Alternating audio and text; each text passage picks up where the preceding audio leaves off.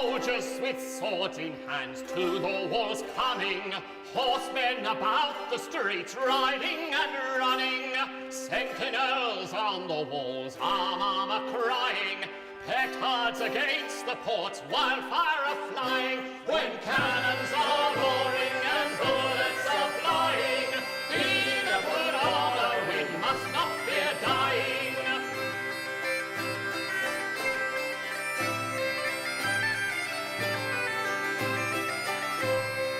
Trumpets on turrets high, these are resounding, drums beating hours aloud, echoes resounding, alarm bells in each place, they are a-ringing, women with stones in laps to the walls bringing, when cannons are roaring and bullets are flying, heed the bull, we must not fear dying.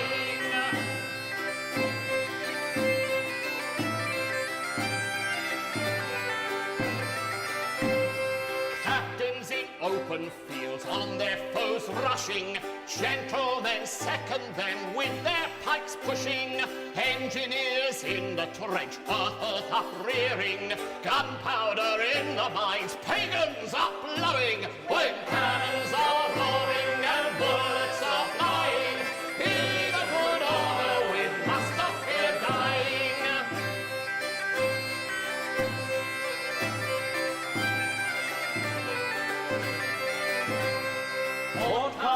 In the ports they are down letting, burghers come flocking by to their hands setting, ladders against the walls they are uprearing, women great timber logs to the walls bearing, when cannons are roaring and bullets are flying, be the good honor, we must not fear dying.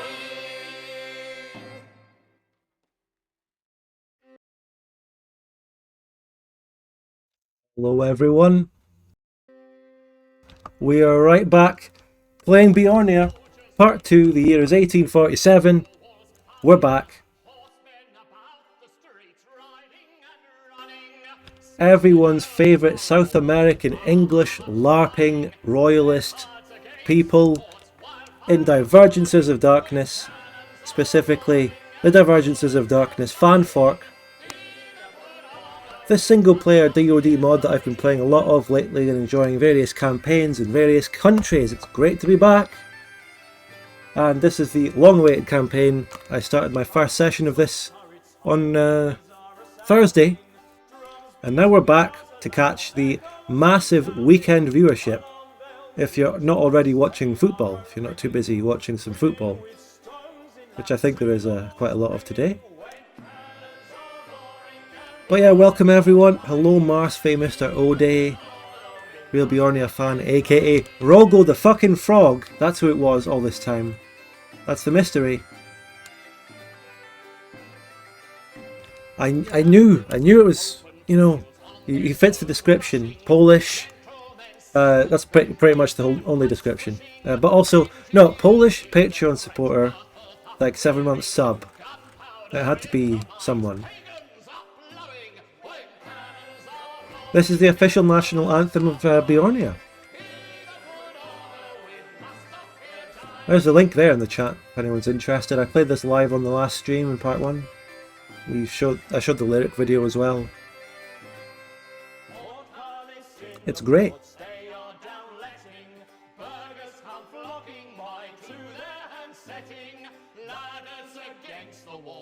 Beornia.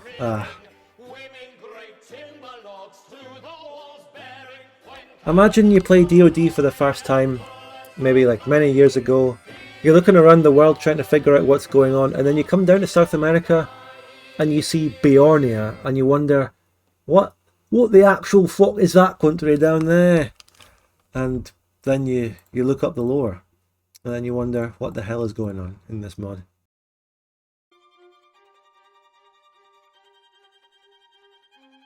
But yeah. Yeah, thank you very much for that, Chad Tor. I appreciate it. I noticed that. The bonus clips content for the Bavaria series, as well as the entire backlog of all other deleted scenes and bonus clips, are now yours to watch. As with any Patreon supporter, for any tier. I appreciate a high tier, but you know, I don't save any packs for certain tiers. Anyone has the same. 8 months of Beornian support. There's your Patreon link. Thank you very much, Real Beornia fan. I wouldn't say you gave me 8 months of Beornian support. I think you gave me 7 months of Roggo the Frog support and about 1 month of Beornian support, which is like now. But in Kalim, I'm not sure if this song should be used because the lore is a bit messy. Don't the exodus from England happen before the English Civil War? Yeah, because the dual monarchy lore goes back to the 100 Years' War, so that's long before the English Civil War. However, the way that I would justify using that song as a Beornian national anthem is, I know this is complicated, but it captures a spirit of, you know, Englishness, which is lost in the Anglois-dominated England, but it was survived and more pure down in Beornia, so they would maybe write a song like that, that sounded like that. Right? I mean, that's the best I've got. Even though this, I think Beornian lore would be a lot more Anglo-Saxon. I don't know. Need to do my research, but obviously in the realm of alt history it's a load of nonsense anyway, so I think it's completely plausible to just go with that, you know? Makes sense.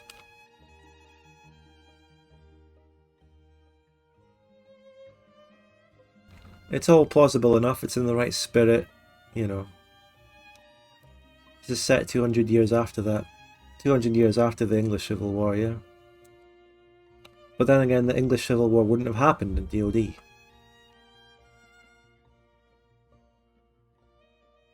Scouse? Scouse? So, well, in the first session, I gave you a little bit of a rundown on the screen there in the intro text, but we had a massive war against Tawantinsuyu, aka the Incas up north. Absolutely devastating war. We came out victorious. It was difficult, although I think we pretty much won every battle, to be fair. I played it really well. I played to our strengths. I played offensively and defensively where it was called for. I baited the AI. Yeah, it was great.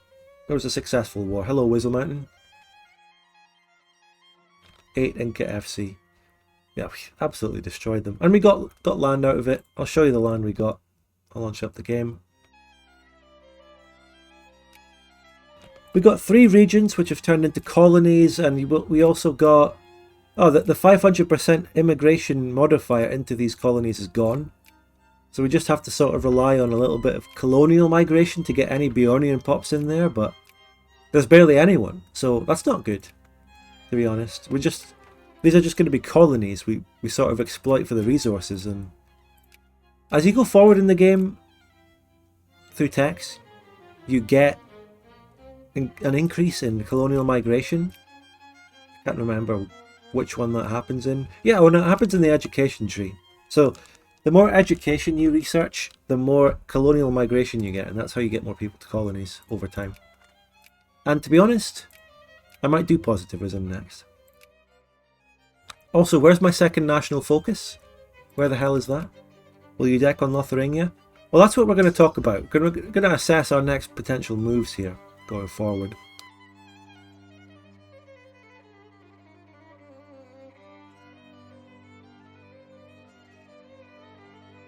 But yeah, welcome everyone.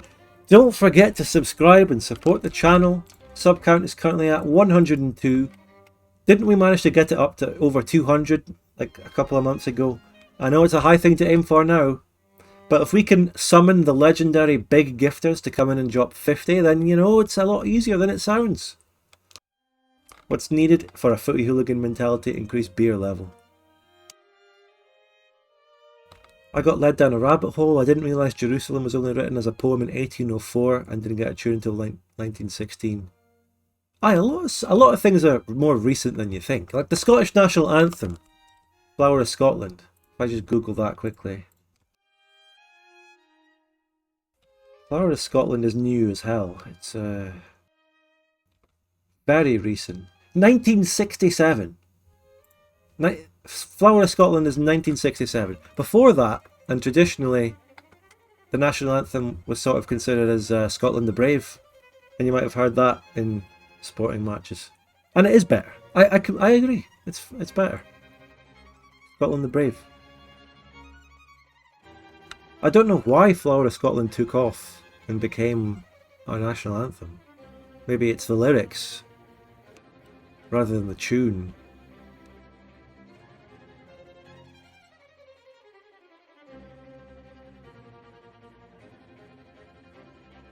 But yeah, oh well. It is what it is. Corrientes would be like Birmingham. Is this Corrientes? Which one's Corrientes, Keyless? You know, a resident Venezuelan. You know all about Argentinian geography, right? Tell us. Right, let's get rid of that. 11 minutes in. Maybe the intro's over, maybe we continue. Now, in terms of moves that we can make next, I don't know the extent to which there are more event chains for Mapuche or Lotharingia or Tawantinsuyu. But there was a comment by the Nuclear Mod Maker who suggested that there isn't that much in terms of more wars to have through event chains. There will be event chains to get back to England and to deal with that whole situation. So that's going to be the next main event chain.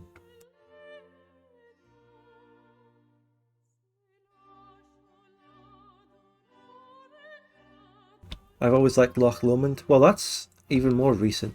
Oh no, it's not. It was popularised recently, more recently by that band, but it's always a more traditional folk song poem before that.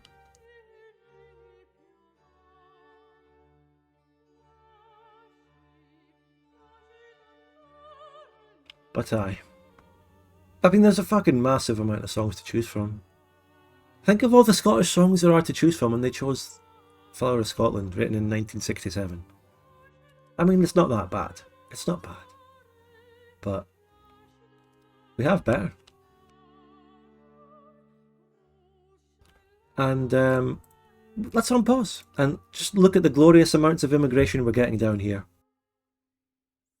Now, obviously, a real Beornia in real life wouldn't want to accept that much immigration, probably.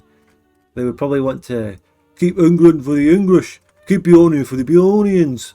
They would. But in the game, it is simply optimal to collect immigrants and increase your population and assimilate them. That's the game. Hello, Zero Orange.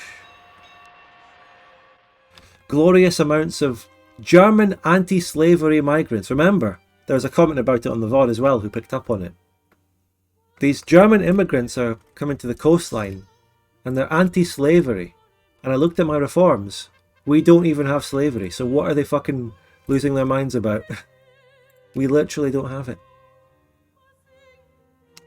Of course, the economy is another issue we have to deal with. There is a massive lack of machine parts and cement. We have a cement factory which has a respectable amount of workers in it, but we can't produce any cement because there's no coal coming into it. And there's no coal in the entire continent of South America. So we have to look overseas for our coal. If I click on the coal RGO, what have we got? Nothing. Nothing! We have to look to Africa or further beyond, and I think the best move right now would be to look towards colonising Africa. I think we should probably move towards it. Because there is a famous province in Loango here, and then down also maybe in the Congo. No, just here. Madingu. This is the Iron Province that we also got when we played as the New Republic of New Africa thingy in the same mod up here with the Plantaginian shit. And by the way, Plantaginian has gone to complete shit in this playthrough, and wow, San Salvador is looking good. Wow. Nice. Mexico or the Colombian presidency fell apart. Lusitania is free. Spain defeated Quito and turned it into a viceroyalty. Which reminds me, you know, I want to play Spain. But yeah, there's coal in Madagascar, so we can go for that. I think it makes a lot of sense to get like West African, maybe Congo region stuff first. It's closer and it's like a good starting point, and then move round. I want to get sphered by Burgundy. Can I take that decision to pay respects? No, that would do Scandinavia. I don't want Scandinavia because I want to take the Falklands off of Scandinavia, and they've also puppeted Mapuche. So, yeah, I want rid of Scandinavia. Fucking hate Scandinavia, love Burgundy. Simple as. So that's the sort of plans, right? That's what we're thinking of doing. Of course, it's all subject to change. It's all subject to random event chains that might come along and do everything. And it's subject to suggestions in the chat. Right. To summarise the list of priorities, fix the economy. And in order to fix the economy, we need to search for resources overseas.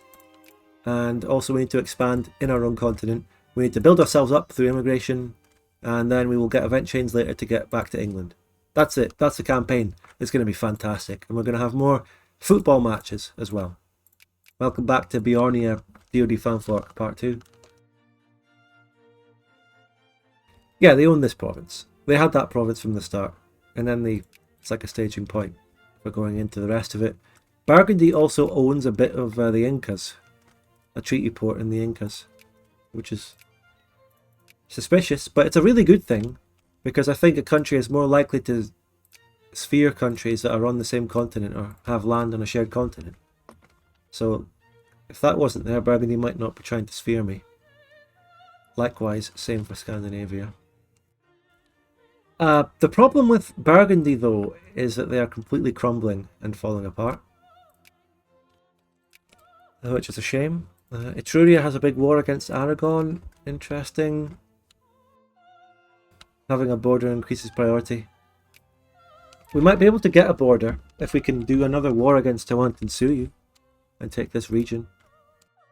I think we could go for that. I'm fairly certain, going off of what Danuke said, that there is not going to be another event chain war against the Incas, so I might as well just do it and go on a manual war against them for infamy. Yes, Sneeduck Feeduck. 50% from neighbouring country to sphering. Yeah, that's a boost to the amount of sphere points you get. But also I was sort of wondering if there's a chance that what would it affect the chances of an AI deciding to sphere a country in the first place? You know, I think being in the same regions affects a country's choice to sphere. Because, you know, the AI doesn't just sphere everyone in the whole world at the same time. They choose. They pick and choose. Yeah, it's the shouty song, the screamy song. So we could have another football match against the Incas, but I don't know if I have the energy to go for the same massive football hype as the last one. I don't know if I can do that again. I haven't been feeling 100% for the past couple of days. So, well, I think we might just relax. We might just relax, okay? And we might just fight it. Because we know we're going to win. They're much weaker than they were. No, wait, no, wait. Hold on a minute. They've still got 30 brigades. Okay. Wait. Home and away match. Yeah. The one that we fought against them was our home match because they attacked us. But this would be an away match. However, they actually have 30 brigades. So they actually have more brigades than me still. What the fuck is that all about? We might have to fight another very difficult war against them. Yeah.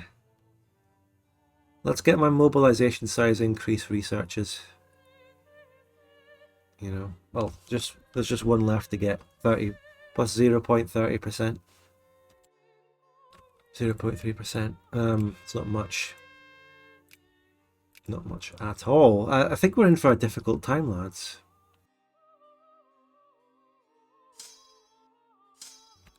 There wouldn't be a Scottish Beornia equivalent? No, listen, there is. Technically. This is specific to DoD Fanfork. On here. The island of Righaven. There is a Scottish diaspora on this island, which is, it also does belong to Scandi. But it's there. And there is lore behind it. But I don't think you can really do anything with that. But it's there, and I think the mod makers might expand on it later.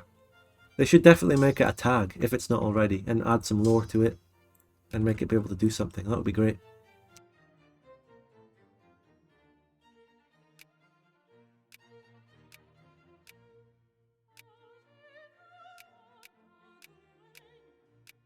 I need more soldiers, and I need a bigger army and stuff. It's all quite worrying right now. The Incas are still very strong. Should I maybe try going for that African country first? They can produce me quite a few soldiers. I think I might.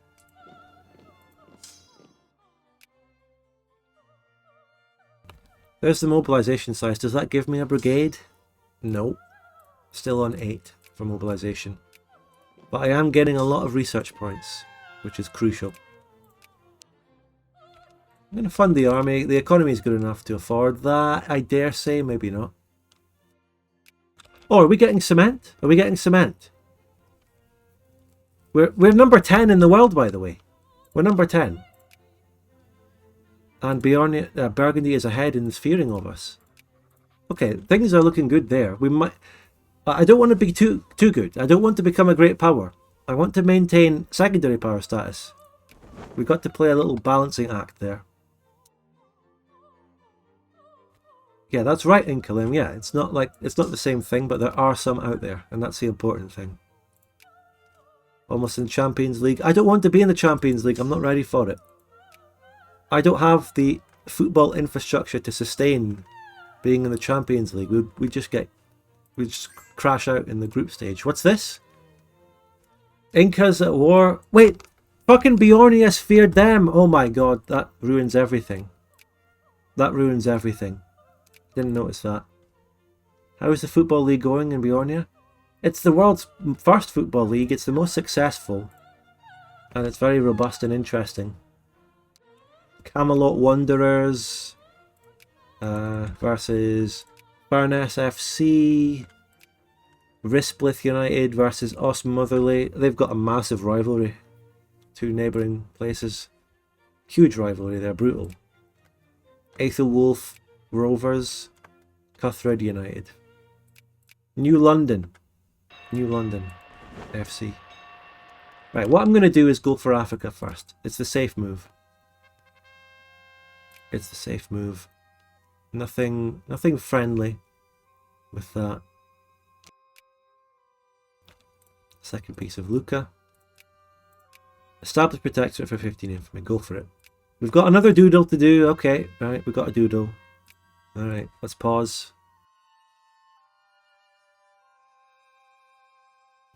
We got to put another doodle in. Yep.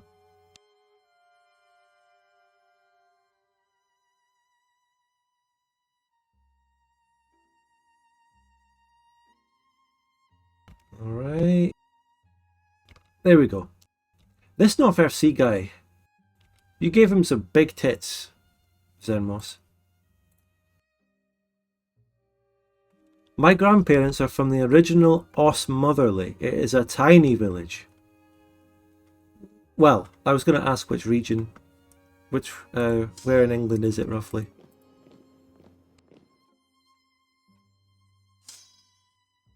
A massive unit. He's not really, he's just got big tits. He's not like that fat down below.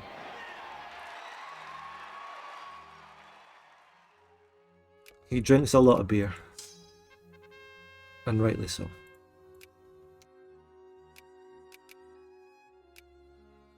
Yorkshire, alright, great. Yorkshire. Where's St. Harold's? No, I don't think there is a St. Harold's. Edward's Landing. Reading. Reading. And then there's the province that did not get the memo. It did not get the modifiers applying to it. It is just Kolkatapnu. It would be the Liberators Cup? No.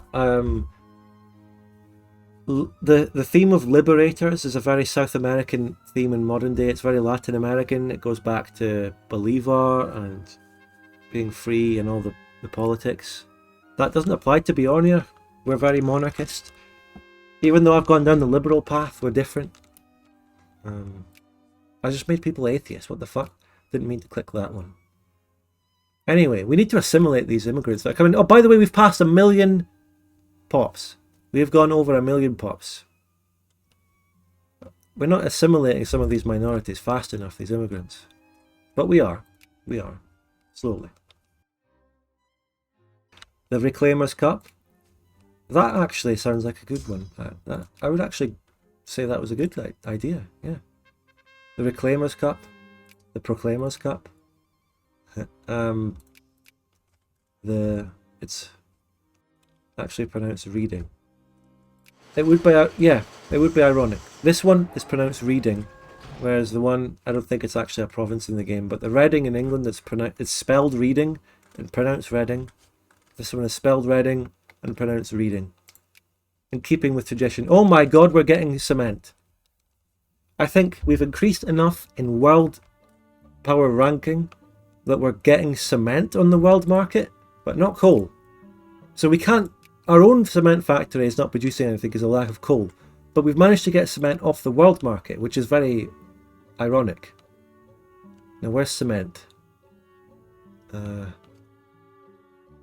Which one is it? Where are you? This one. No, this doesn't make sense either. The demand is nearly 5,000 and the supply is 300. How am I getting that? And the coal is also in very high demand. I don't know how I've got this, but I've got it. Strange. Jerusalem Cup. I would call it the Camelot Cup. I think that makes a lot of sense and it's alliterated. The Camelot Cup. Artisans? Okay, good shout. Let's have a look. Maybe they were. Even if the artisans aren't producing it right now. They are! Our capitalists are producing 0.535 cement. Capitalists? Excuse me? No sphere? I'm number 9! Fucking hell, that's too fast. I'm rising up the ranks too fast. How do I slow this down? I need less prestige. I'm gonna become fucking a great power. At least, if I become a great power, I can sphere other countries for resources, I guess. But, suffering from success.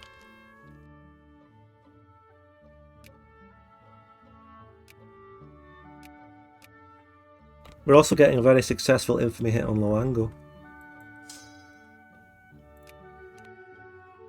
We're going to bring Robert Cranston over for this expedition, of course.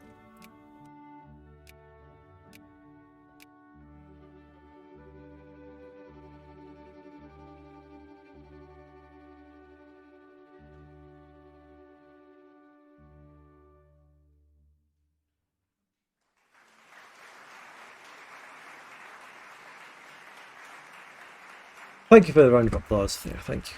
Thank you, 3.2 infamy. You know, I sort of play as if I'm caring about infamy, but then, when it comes to a certain point, I will just cheat the infamy anyway. That's just how I play. But that was a really good infamy hit. I only got 3 out of a potential 15, so maybe I do care about infamy this game.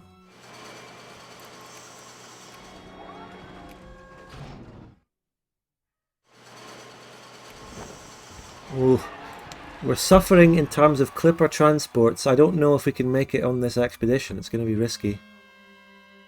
Is it really cheating if you are taking a decision from the mod? I don't know. Maybe the modders added that because so many people cheated that they just wanted to add an easier way to do it. We're building up though. We got up to 10 possible mobilization. If Burgundy spheres me, then I won't be able to attack the Incas, but maybe I don't care anyway. Big fan of the Conquer release exploit until I wanted to sue you. I don't know what that is. Hey, that might be true, Bristle Mountain. No, yeah, that's true. Thanks for pointing that out, mate. Good one. Infamy lowers my immigration, and I'm not getting fucking clippers. Right, stop producing that one. Let the clippers that I have flow back into this and repair. And the immigration penalty from infamy is massive in proportion to the infamy you have. I don't know if I like that. I can see that it's visibly lowered my immigration a bit. Actually, my immigration is at record levels. Nice to see Louisiana up here getting... Oh, they accept Septiman. Shows where their true loyalties lie. They were never true Plantagenets. Alright, come on. Repair a little bit on the month tick, and then I'll send them across the sea. Well, we've got factories up and running now, which is very good. In Avalon we have a bronze factory, so I'm going to build a bronze artillery factory in that. Yeah, and not a clipper shipyard.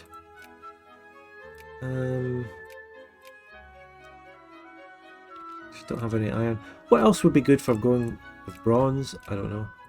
Do we have any wood in the country? Yeah. In Wessex I'll build some lumber mill. And in Southweald.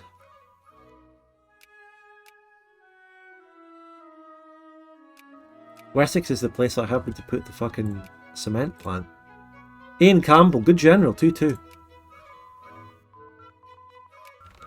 I've said it, Aidan, already. I mentioned earlier, Beornia in the real timeline wouldn't like immigration, but since I'm playing Victoria 2 and there's no downside to it, and it's the best way to play as a new world country, I'm going with it. Now, the next tech to get. I'm going to go for that interchangeable parts that we mentioned earlier.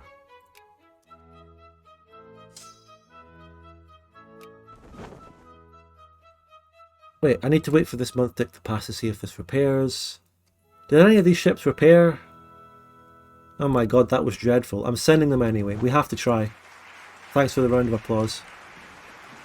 We have to try the expedition. Burgundy will give mill access. That's crucial.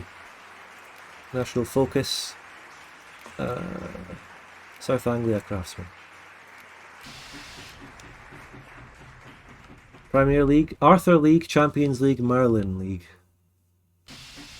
Gameplay trumps RP. Oh no, we get a mix of it. I would say the fact that we're getting immigration for a game mechanic isn't really having any impact on overall RP. We can still RP our Beornians without being literal. You know what I mean?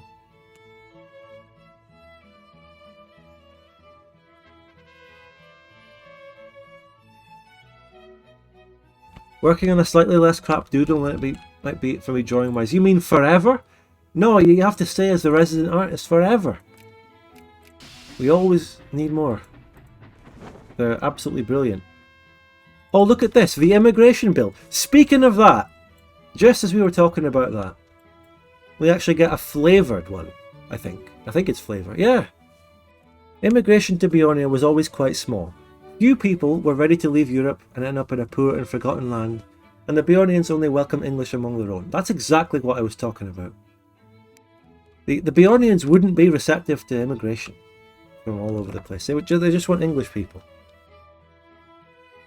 And I guess this is the event which can show us moving towards it. The king has decided to regulate immigration formally, but he has seen opposition from the old guard who holds true to the words of the previous sovereign, "No tainted blood should spoil the virgin soil of our England in exile." They ask that the Bureau of Immigration be used to ensure that only white Anglo-Saxon Protestants, WASPs, as they say, should be able to enter the country. A compromise faction wants to enlarge the criteria to include all Protestants, even not Germanic, while liberals and captains of industry want to attract from everywhere in Europe, be they Jewish or Papists. Well, this is controversial. What are the downsides and upsides? This is what I'm talking about, okay? There might be lore and roleplay reasons to choose any of these options, but look at the game mechanic reasons. Look at it. The downside to me increasing my immigration attraction by 30% is that the people who support moralism will get 8 militancy, which will do nothing. If anything, militancy is good because I can get more reforms. That is how the game mechanics sort of limit what you can do, because there's really only an optimal option here, you know. So I'm gonna open it to everyone, because that's, I mean, okay, I can make my people who support moralism lose 4 militancy that they don't even have in the first place. Or we can do a middle ground where we don't let the papists in. But no, we let everyone. So I get even more immigration now, which is very good. We're building up this country, which is already at 1 million pops. We start the game with 400k. Huge. Also getting our railroads built. Very nice stuff. Seems like we've run out of machine parts now. That is finally over. Yeah, the moralists are against immigration, yeah. That was the point.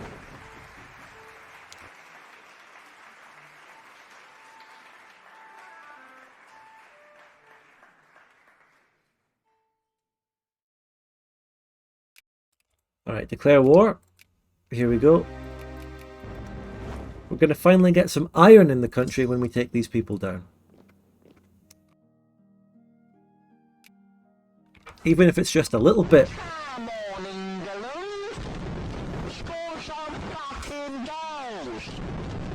Come on Beornia dum dum dum, get some Falkland colonies. Thank you, that one boy, for the 20 months. Start German Council. Oh.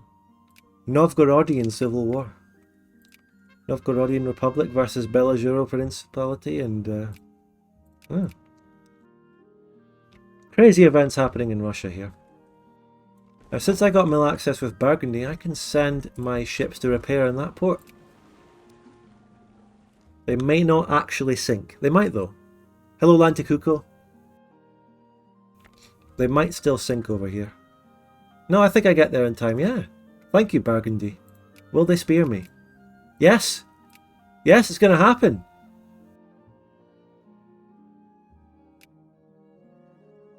I'm joining the Burgundy Premier League. Joining the Burgundy League. We're going to get infinite goods all over the country for a while, at least until I become a great power or something else happens. But we will be unable to attack Tawantinsuyu. Another bit of good news about this Burgundy thing is that it might give us an opportunity to attack Scandinavia with some assistance. And Burgundy has a massive navy, bigger than Scandi's. So that bodes well. That bodes very well for us. So, a rather bizarre story happened in Camelot as Jean de Courtenay, a French explorer on his way to the Pacific, was thrown out of the Carter household. Wow. What a great story. What a story, Mark. He said to have taken the opportunity to visit his distant cousins, claiming that the Carters were Courtenay who had survived the burning of Le Nouveau Havre in 1650. I didn't get to catch the first part. What have I missed? Well, you can watch the VOD, or someone can give you a rundown in the chat. It came as a surprise to most because the Carters were regarded as true Englishmen. John Carter, a cattle baron close to the royal family, had formalised English grammar, while his son and heir Alfred was a renowned historian of Anglo-Saxon times. To learn that an Anglois would try to slander their good name was the grievous insult they could have received, and they acted accordingly, throwing him to the street and shouting at him till he left. Nonetheless, the claims of de Courtenay were validated years later in a famous history book on the Argentine colony that produced papers signed by Henri de Courtenay, the man that had betrayed the colony in exchange for a guarantee of protection from his properties. Wow. What a fucking story. Can I get people rating that story out of 10 in the chat? What do you think? Love iron. A shocking story. I get a prestige from that. That's not good. I don't want to become a GP. How far am I from the next country? Commonwealth, I'm only about 40 or 30 points behind the Commonwealth. Number 8. I don't want to reach them.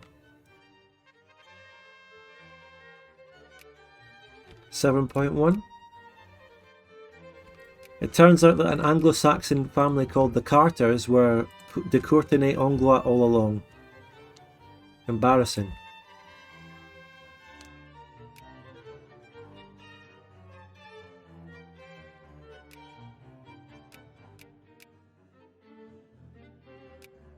Shall we take down Congo as well, just like we did last time under the new African Republic, Liberie?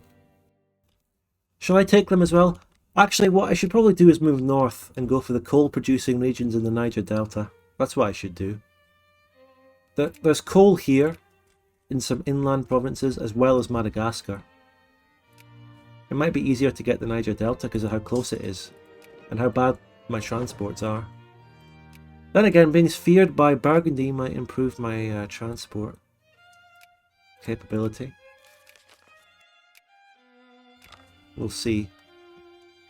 Now, being feared by Burgundy means that I'd probably get infinite coal on my market anyway, but I think I'd rather use Burgundy as a way of helping me get my own self-sustaining economy for when I inevitably drop out of their sphere.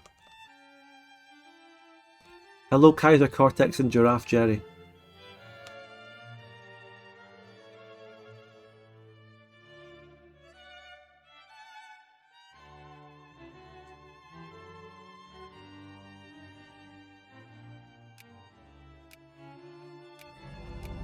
And there we go. Beautiful. We now have officially iron, and it is sustaining. A little bit of iron into this bronze artillery factory and this steel factory, but we don't have coal to go along with that, unfortunately. Yeah, coal is the problem. Coal is still the major problem here. So, how close am I to being feared? They're getting closer. Need to move towards the Niger Delta here, I think.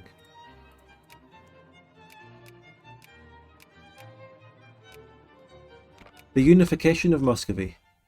Oh. This could be a problem. Actually, no, that's good. They have become number 9. They have become number 9, pushing me back to number 10. Good. I'll take it.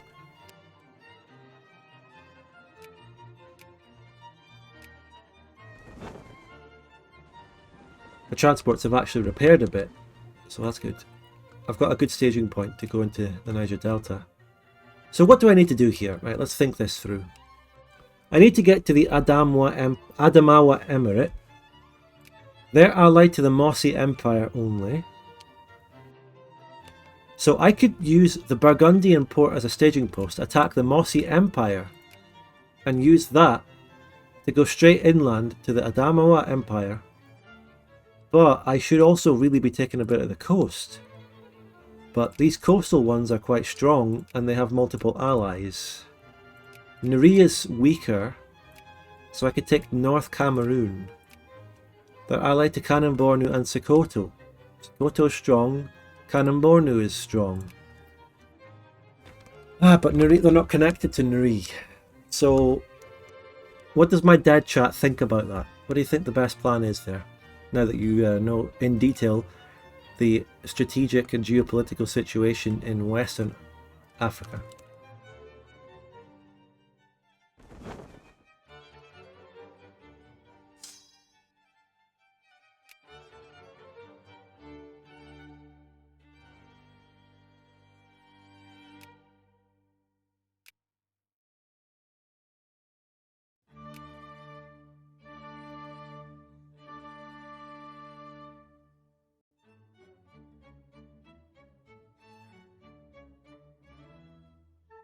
Well, thank you very much Thomas Bomber for the 5 tier 1 subs. Thank you. Enjoy that, everyone. Thomas Bomber gifted a tier 1 sub to megalubst_umu. We're getting that sub count up to 200. Let's do it. But yeah, some of you like the Nuri option, but Thomas Bomber gifted I don't a tier know. 1 sub to It's Not risky. FBI.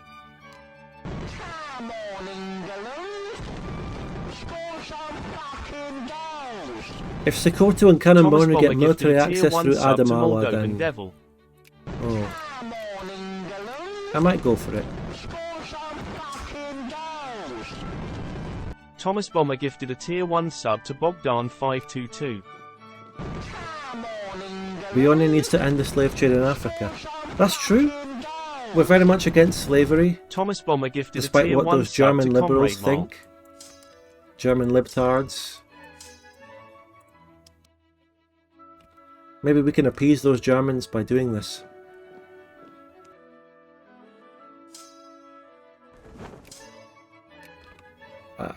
Okay, right. I'll just invade directly from the sea into Nuri. So I'm going to justify demand concession on them, and I'll be taking North Cameroon. That will give me a border with the dual monarchy. Risky, risky.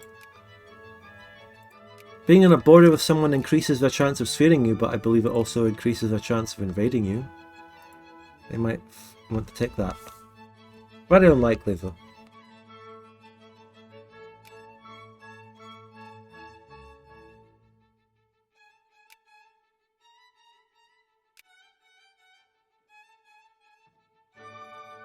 Can't wait to get sphered and also get machine parts.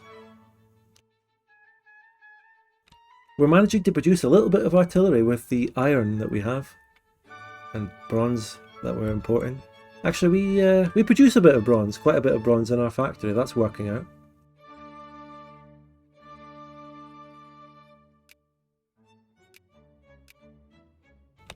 Another 2-2 general. When I saw another general come up at the top, I thought it might have been a good one, but it's another really average one.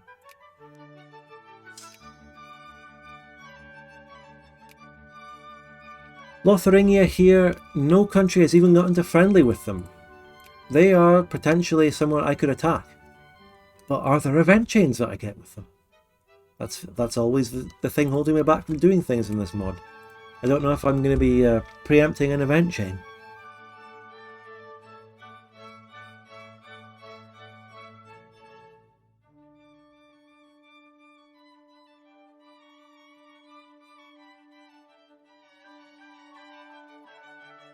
Is it Fanfork? Oh yes, you know it, Kobolon, you know it. It's Fanfork. It's everyone's favourite fork. Oh no, 10 in prestige, oh. Did my botanical expedition actually come through successful? When does that ever happen? Since when did botanical expeditions not always end in -5 prestige? What the fuck? Glad to hear it, Kobolon, so am I.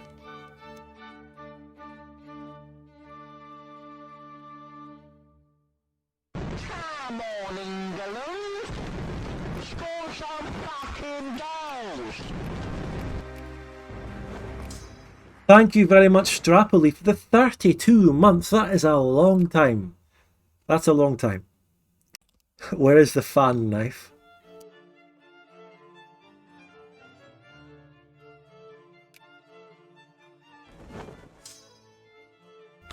Fanfork fans when the enemy knife walks in.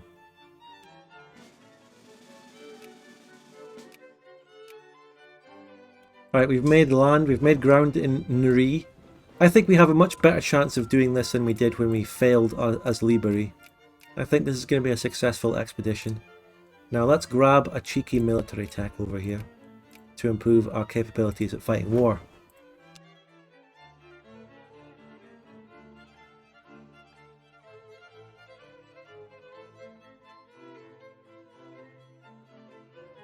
Well, Strike of the Russian Pudges has made a point about Victoria 3. Do we have to talk about that? Let's not talk about that. Your post is very welcome, though. If anyone else...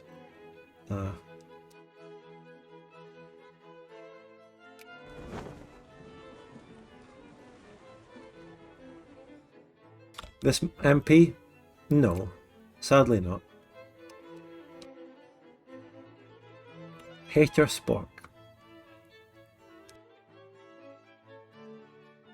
Alright, now with my 3 attack, I believe we can just go in and absolutely destroy the army in the capital, which wouldn't even trigger a river crossing penalty for me.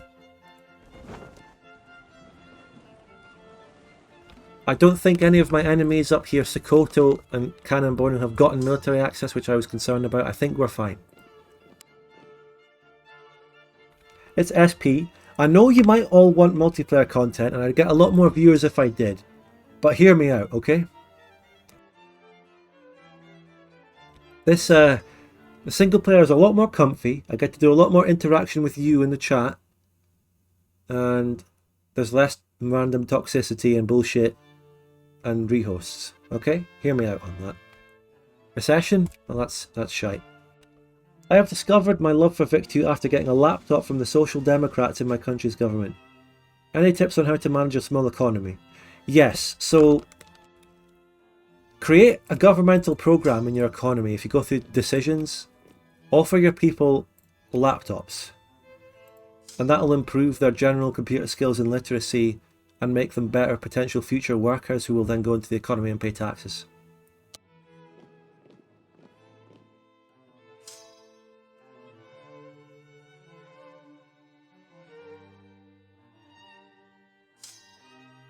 But seriously, for a small economy in Victoria 2, well, the issue with small economies in Victoria 2, and Beornia sums it up really, is that you'll have a struggle getting enough resources to be self-sustaining. So what the hell has happened?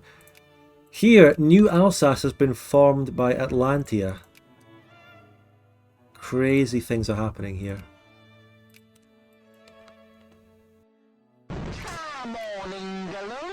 Oh my, how many is that? Wow. Necrophilius, thank you very much for the 5 tier 1 subs. Necrophilius gifted a tier 1 Thank sub you. to Osm_Von_Bismarck. So the point is, for small economies in Vic 2, you're going to want to try and get into a sphere of a great power, and you can't really make that happen directly. Necrophilius gifted a tier 1 sub to 1941 Battle 39. Again, another tip for a small country is to go for colonies. Try colonizing like I'm doing now. Necrophilius that way you gifted can a get tier 1 sub resources to and make yourself disproportionately stronger. That's what you should do. Like in vanilla, if you are playing as Portugal or Greece or a very small country, you need to colonize.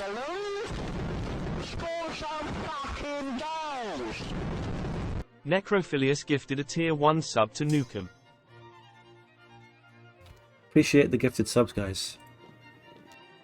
You support this single player content. It keeps me motivated to do it and continue it. And it decreases the chances of me feeling like I'm obliged to return to multiplayer, which will just break me again.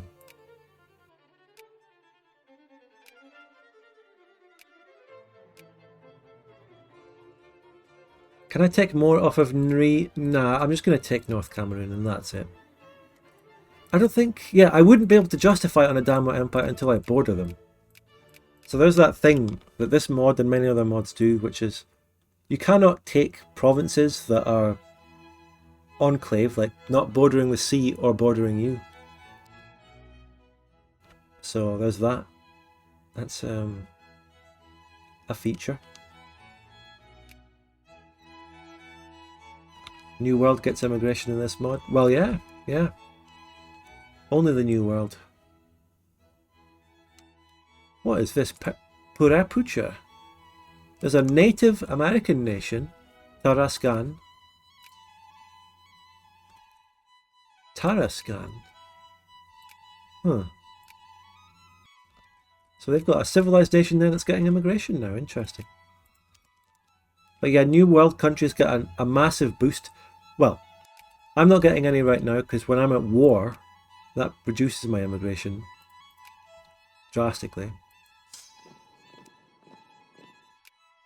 Can I piece this shit out?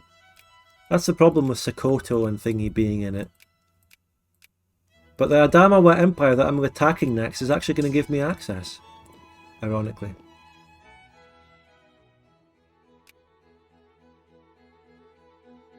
I can go through and fight the war leader and then I can peace out the war.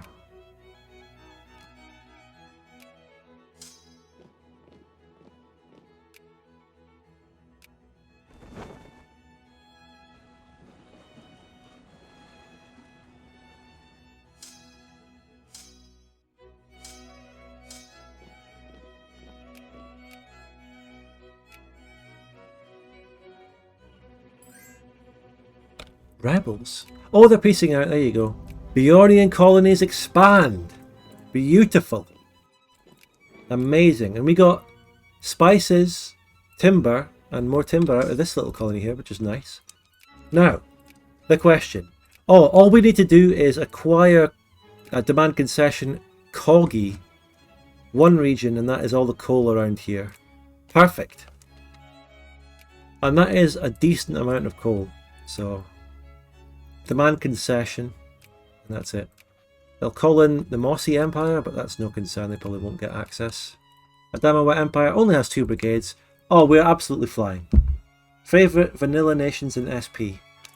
I don't really play single player vanilla much at all. I can't really answer. What would I play if I were to play single player vanilla? I don't know. I would just have to play small countries that are a challenge. Maybe Serbia would be good fun to try and form Yugo, the Krakow challenge, Greece, you know, smaller countries.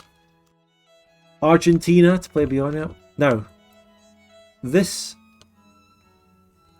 Oh my god, where's Campbellsforth? Up here. 30% of the Mapuche in Campbellsforth are dying. Life on the Beornian frontier can be harsh, as cattle herders and their families must face the hardships of the Beornian interior alongside the threat of the savages that squat the lands. Or so claims Charles of Beornia, who was called to the capital by his nephew, following the news of the Campbellsforth raid. Producing several witnesses, he justified his expedition against the Mapuche tribe, claiming that he did what the Royal Army could not do, protect innocent Christian folks from heathen demons. Wow. Can I get a chud gun in the chat for this? The court was especially moved by the fate of Amelia Goodman, who had been kidnapped by a Mapuche group and forced to marry by force of his captor. Edward, who had wanted to punish his uncle for the burning and massacre of an entire village to reduce his influence in the interior, was thus forced to accept the testimonies and let his uncle go, with even more popularity than before. We are getting Cowboy King shit going on down here. True really on your fan, but it's a challenge. That was the raid. Killed a few hundred pops.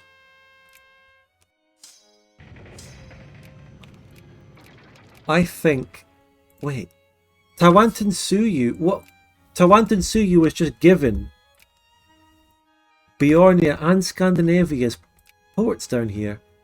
It wouldn't make sense for Scandinavia to give their one, because I border this. I took this land from Tawantinsuyu earlier. But anyway. Are we getting... Yeah, we're starting to see Beornians pop up as a 1% minority in my 3 mainland colonies now, which is very good. I think things are gonna maybe happen with the Mapuche. I think someone warned me about this as well. Will I ever get my concrete? Well, when Burgundy... Oh, I'm on friendly 100. Come on, press the button, Burgundy. Press the button. Spear me. Do it. Pull the trigger. Come on, mate. Why not?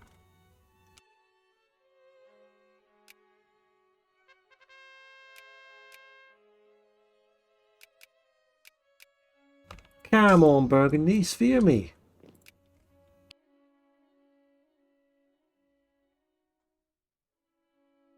Dangerous close to coming. Yeah, what's the points difference? Me on 145, Commonwealth on 152. Okay, that's bad. New Marcia. Those are the extra lands we got off Tawantinsuyu. New Marcia has been for some years already integrated in our nation, but the fact remains that Edward's Landing is not easily reachable. True. The Andine passes are scarce and not usable during winter, and many bureaucrats in our government prefer to round Land's End rather than take the land road, so going down to Land's End here. The Magellan Strait. Already the frontier spirit has made the local Beornians quite different from their brothers and sisters across the Andes, and it is suggested that we could recognise local... No. I mean... I think it's fascinating that there is a potential new tag here. Press the button, Burgundy Jack. Yeah. Yeah, it is interesting that there would be thingy, but I don't really want it. I want to keep the land myself. New Mercia there has cores. I mean, these places are still vast majority native. They're colonies. They're frontier colonies, ruled by a tiny Beornian minority. I don't think it warrants an entire new country forming. And I don't see how that existing for a couple of years creates an entirely different culture that see themselves as different from Beornia. I don't buy it, whoever wrote that event. I just don't buy it. Doesn't make sense. You know, I'll suspend my disbelief at everything else, but that's too far. I don't get it. Maybe they get cores on Incas. Well, maybe there's something to it. Maybe I release them, they get cores on Incas, they eat the rest of the Incas, and then I can re-annex them later. I don't know. The thing is, I just don't know. Okay? There's nothing I can really do. I'm not risking losing all that. Now let's get our coal. We already have enough gems. We're looking for coal now. Wait, tell me no one was fucking friendly with them. Yeah, we're fine. The Mossy Empire didn't even bother joining. It's over. And I'm number fucking 8. It's genuinely completely over. Burgundy didn't even sphere me. What the hell? Did they? Yeah, they did. Am I getting goods? Am I getting machine parts? Yes. Well, a little temporary boost of machine parts is still very good. Okay? I'm going to use that while I can. I'm going to make the best of it until I become a GP.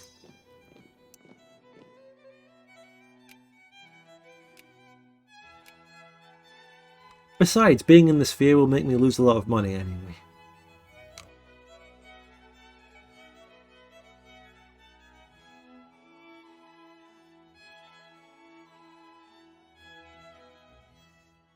Oh, we got a very good, another doodle. We're getting the coal. Do you know how many doodles you've produced at this point, Zanmo? There's like 50 in here, in this folder.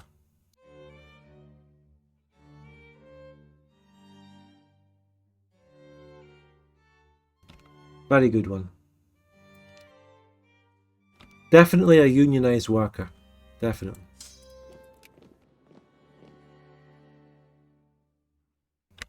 I should stockpile. You're right. You're right. That's how hard we have to try. Stockpile 1,000. How much is that going to cost me? That's it. We already have Kogi. I've got coal. North FC Coal Union. We have coal in the country. Absolutely brilliant. At this point, what else do we need? We've got everything we could possibly want. The gem that saved the stream. What was wrong with the stream? Yeah, we're low on infamy, but the little infamy we do have disrupts immigration a lot. Does that warrant me using the events to lower it? Minus 33? I don't know. Is that enough for me to lower it manually? Should I? Where's the Gem Union? Lotharingia has invaded Atlantia / New Alsace. Terrible. Crazy.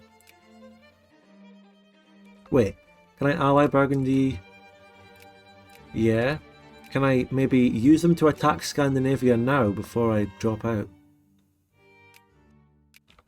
What an idea that is. They're allied just to Finland, Hungary and Aragon. Aragon's a bit of a threat. Acquire core. Would Burgundy join me? Burgundy would join. Now, can I get troops here? Right, let's think this over. Let's split the army in half here and send some home and prepare for this. The Mapuche puppet will join Scandi. What does consciousness do? I think it increases the rate that militancy increases.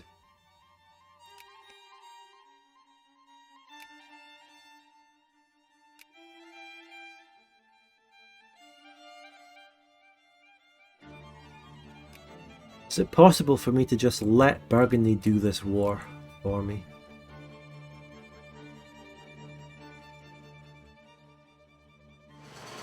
Very well said, Brady.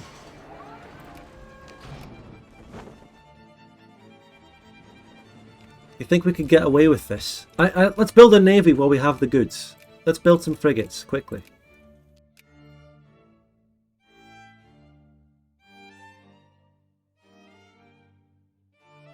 I need to do this sooner rather than later, though. Stockpile artillery and clippers. Oh, Jesus. It's going to be expensive. I'm not going to have money.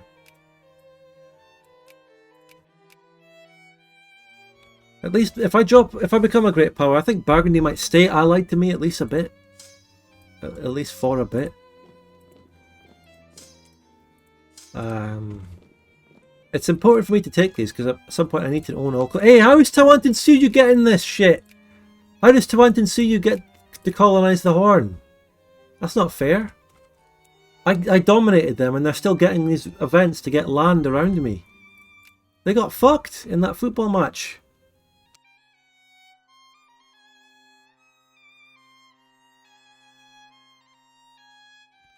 It's graceful.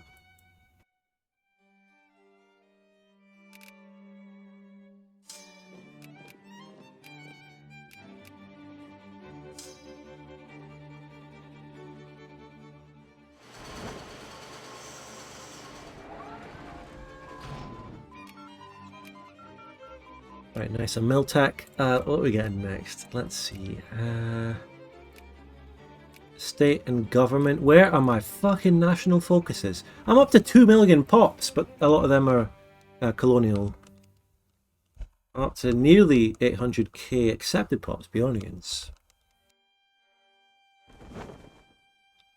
How do I know when I'm becoming a GP?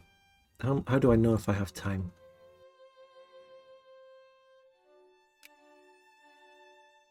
I've stockpiled the goods. So just when these guys get back. Actually, I'm going to send them straight to the Falklands. Get ready.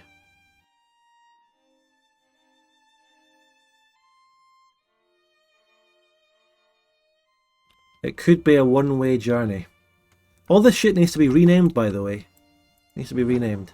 It needs to be renamed Coast of Tapt U.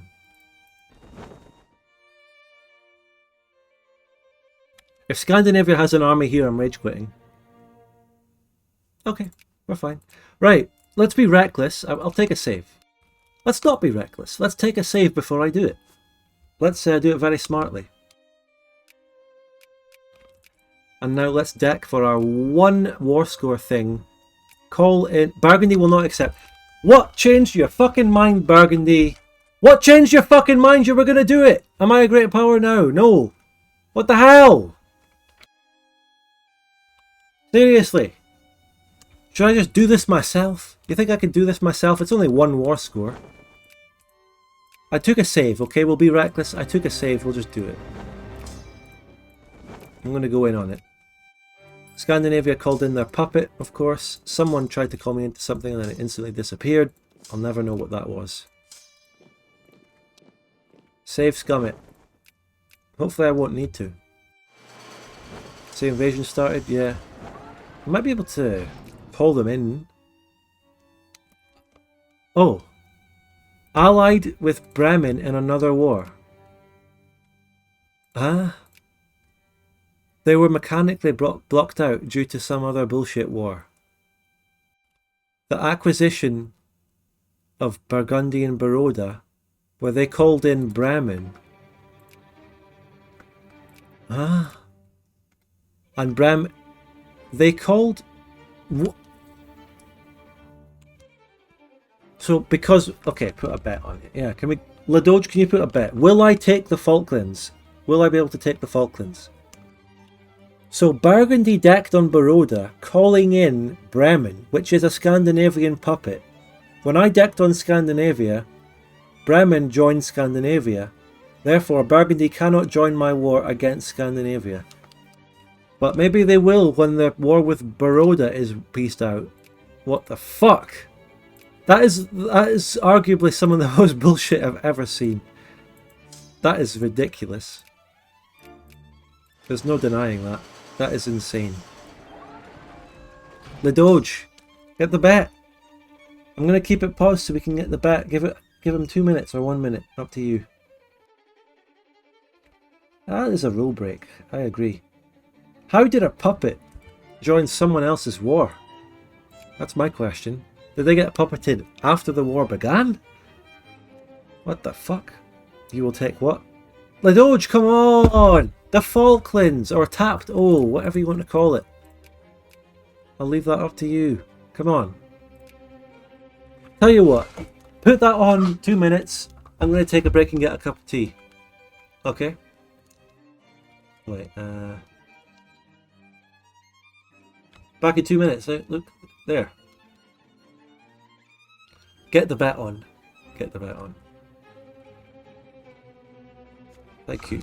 Right, I'll be back in a couple of minutes, guys, getting a cup of tea. Hope you're enjoying so far. Thank you for the gift subs and all that so far. I'm having fun. See you in a minute.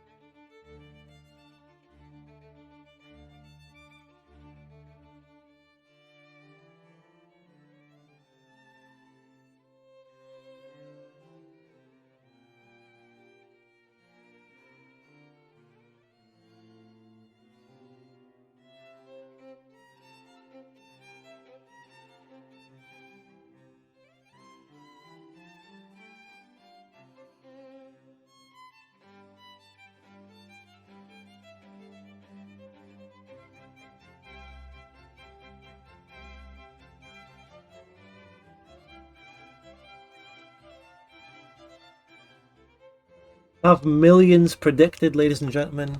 I'm back. 30k on yes, 41 on yes. A lot of big bets have happened.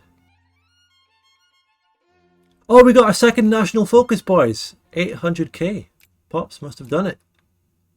Did it. Let's get some soldiers.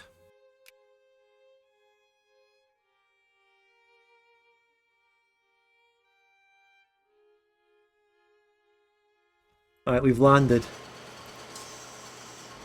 Then we get that ticker. Oh, I accidentally attacked, but... Oh my god, the Mapuche have a 4 defense, but I got such a good roll that I've won the match. Wow. Wow, I sack wiped them. Okay, I'll take that. I'll definitely take that. Does that count as war score? No, not really.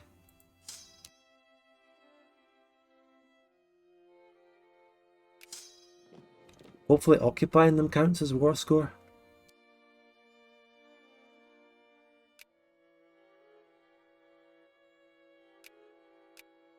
Where's that place we have died? Can I build fabric factories?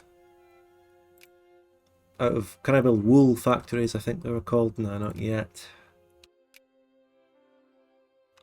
Can I call Amazonian Union in? No. Is Burgundy done with the Baroda War? No. The Ingrian March? The Ingrian March are coming to invade me then.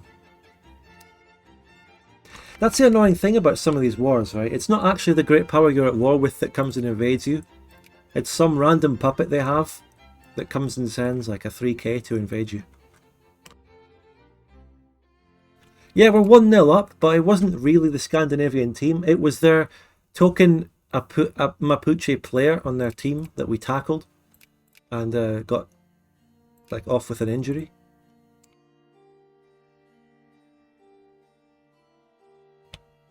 Watch the Scandinavian AI ignore Burgundy because of anti-pit.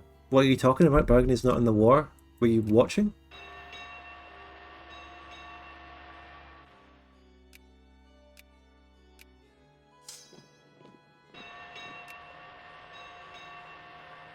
Someone is blockading me already.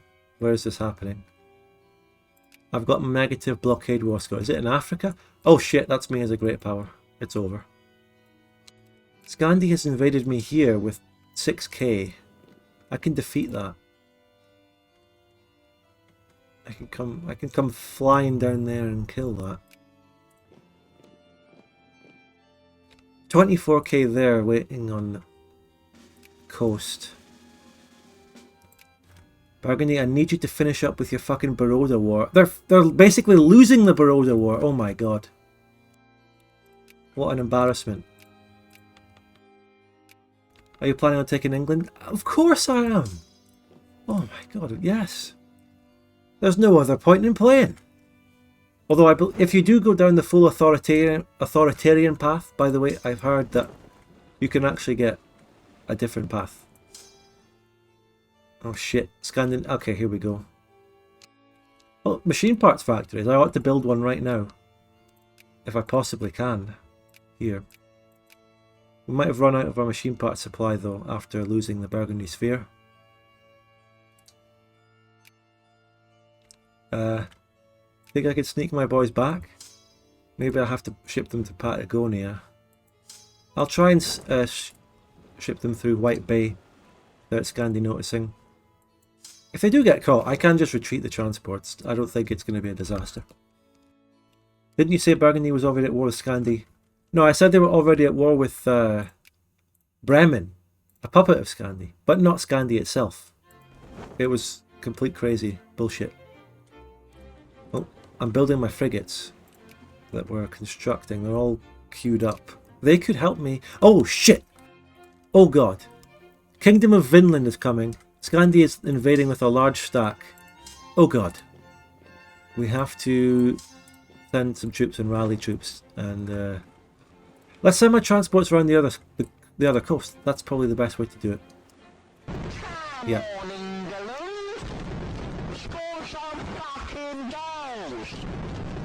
Good day, Spug. Thank you very much, King Dales, for the 3 months. 4 months, actually.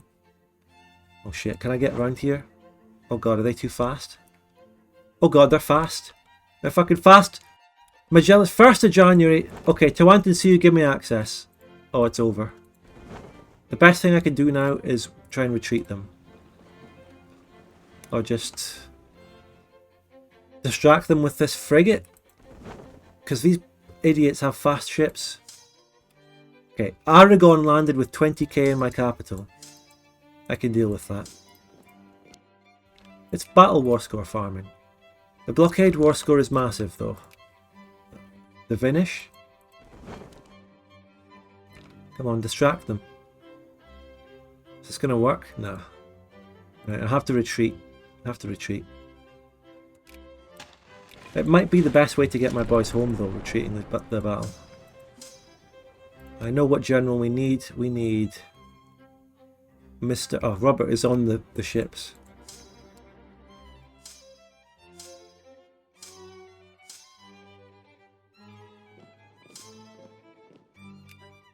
Right, retreat. Can we retreat now? Oh, they have to retreat to the Falklands because it retreats to the automatic closest province. We're in for one of these disaster wars where the AI fucks us up. And blockade war score. What happened down here? Okay, we can deal with that. Fucking Ingrian March is invading me up north. Cool. Let's be determined and fucking win.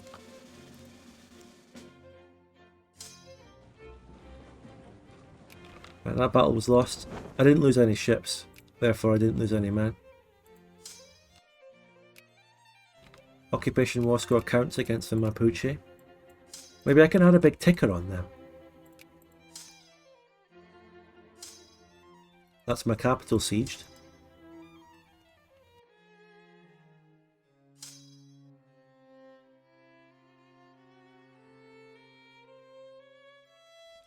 The enemy, it just feels like the enemy is able to move around so much faster than me everywhere.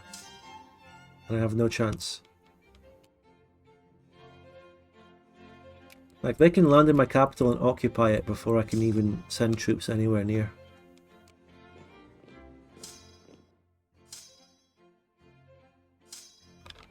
Is there a way? I think I can get my guys through here now. I could probably blockade run my general out of there.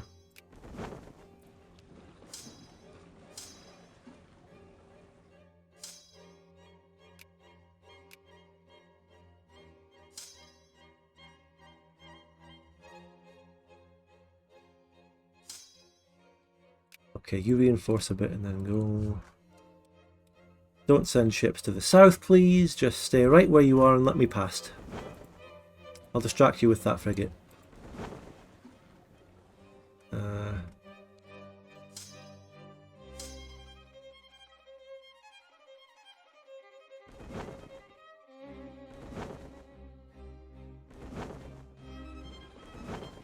Alright, looks like we're making it through. We got all my boys back home from the Falklands. We're fine.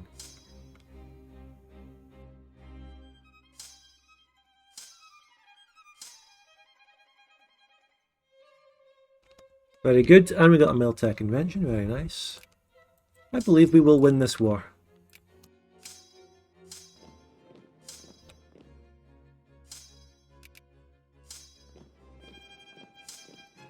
Launching the glorious attack. Where the fuck do they think they're going? 8th of March, 9th of March. Okay, how about this? General micromanagement, lose a little bit of prestige. Good. Everyone, go there. Someone... Who did it? Who did it? Aragon added humiliate. Well, fair enough, they've occupied my capital, but I'm going to be able to deal with that. And Vinland landed 22k on the other side. I'll go kill that as well. Farming battle war score.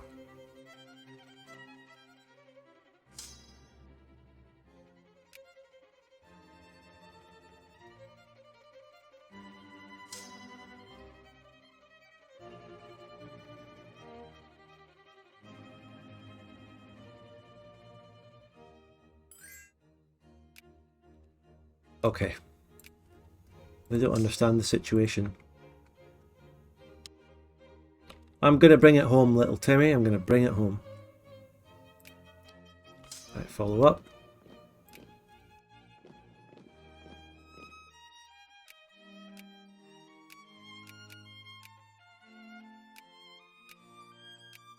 That machine part factory building, yes it is. Very nice. We won't need these frigates, they will be useless. Robert Cranston just fucking died. Is this... It's just the same it's so weird how there's a constant theme in these single player runs. If when things start going badly, there's just a constant train of a series of unfortunate events one after the other. And they keep getting worse. And they just keep... There's so many weird coincidences where everything goes badly. Really contrives to go against you like that sometimes. Hello, Will Zaddle. I'm fine. Hello.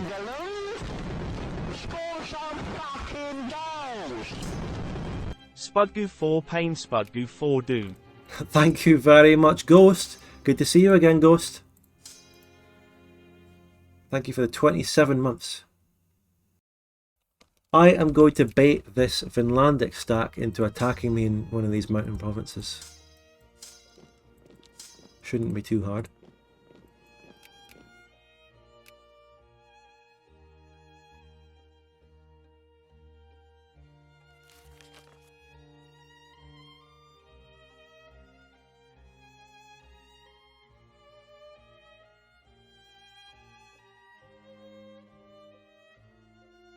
You are one of the only people online who has ever said my username correctly. I'm very impressed. How is it that difficult? I look at your name, it says Will Zaddle. That's it. Come on. It's an easy one, mate. This Northern African colony here, we're probably going to lose that. Can I get this stack out? Anyone? Will access? That 3k is dead, so I'm deleting it. Oh! I had a 1 def- Hey, that's good enough. That's good enough. Am I winning that battle? No. They got a good roll.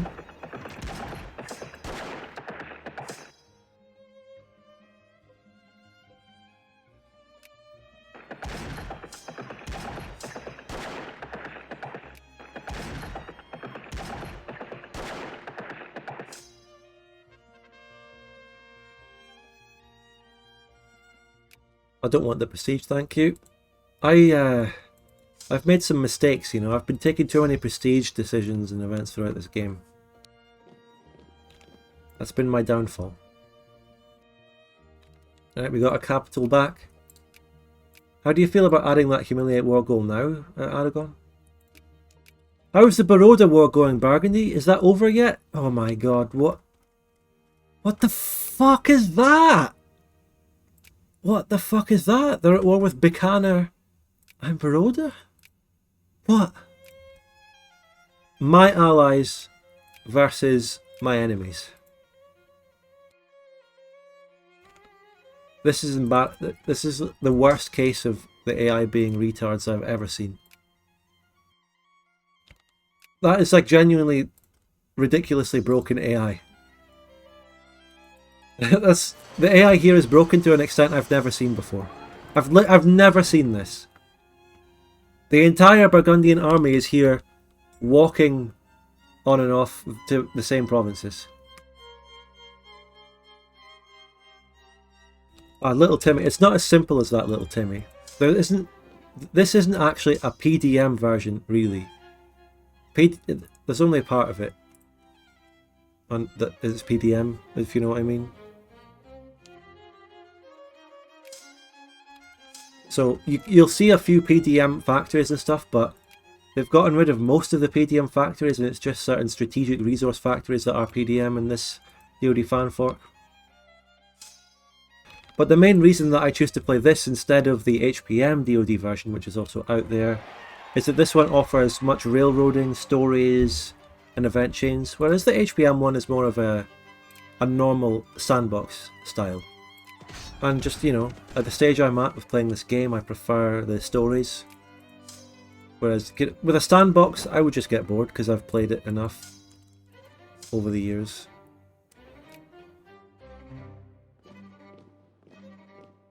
The Horse Factory. The Horse Factory, they kept that one though. Okay, Burgundy has finally sent a stack to actually deal with Baroda, so There is a chance I can call them in. And the problem is that Scandinavia reoccupied the Falklands. So I don't have that ticker, but it's just a 1 war score ticker anyway. So, you know.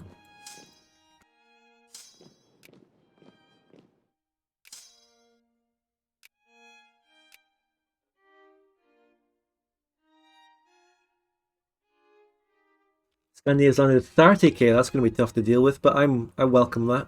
I can't wait to get the war score off of that.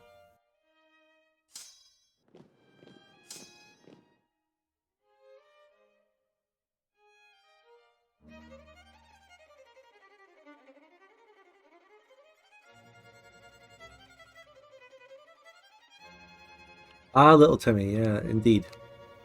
Older DoD from like years ago would have just been pure PDM, old versions. There's no reason to play them. No, this is a DoD fan fork.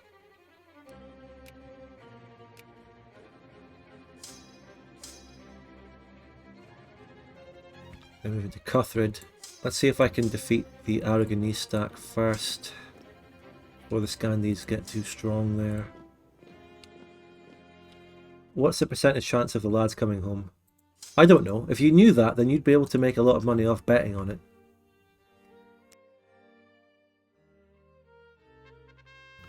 Pure PDM is pain, yeah.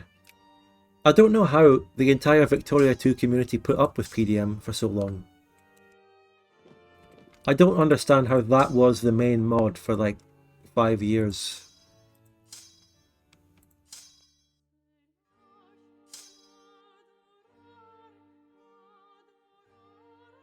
Oh my fucking god, they're reinforcing. You're not allowed to reinforce in a football match. It is 11 aside. It is 11 aside, Scandi. I'll retreat this when they get near. That's not fair. It's 11 a fucking side. They can't substitute an entire 30 players on. What? And the PDM dev was a jackass. Well, I don't... Whenever I see claims of this person and that person being a jackass, I don't instantly believe you because I'd need evidence, and these things are from ages ago. It's like hearsay, but if you think that, then sure. I don't even know who it was that you're referring to anyway. Lack of competitor. Will Zadel, I bet there is some way of making money off coin toss betting out there somewhere. We've won that battle. I might be able to stick with this here and like, win a defensive. Do I have a 3 defense? No, I don't. Do I? No. So 2 is the best I've got. I can maybe get away with that. Depending on the kind of general Scandi has here. What have they got? Oh, I got a good roll and they've only got a 2. Not that bad. I rolled 5-1. We're beating Scandi 5. Oh, they rolled. But and suddenly, you know, when I roll well, it's, you know, the casualties are almost even. But when they roll well, that's me completely wiped. Yeah, cool. The prediction is already closed. Right, fucking retreat.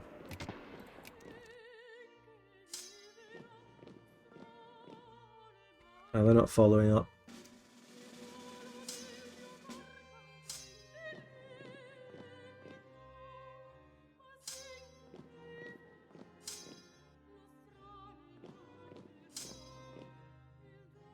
Need to reinforce that. And how are my reinforcements? That was okay. Gunpowder is the only thing I'm lacking. I do have a gunpowder factory, which is of course producing nothing. Well, it's producing a little bit. Because my coal is occupied. My main coal province is occupied. Those Scandis have been reduced to 12k. Do you think I could get away with going in back up there? Maybe beating them? This 2-2 general is better though. I'll get him in. I need to bring that 2-2 general over to the main front because it's very good. The best general I have. Organisation speed. Attrition minus 10%. Underrated stat.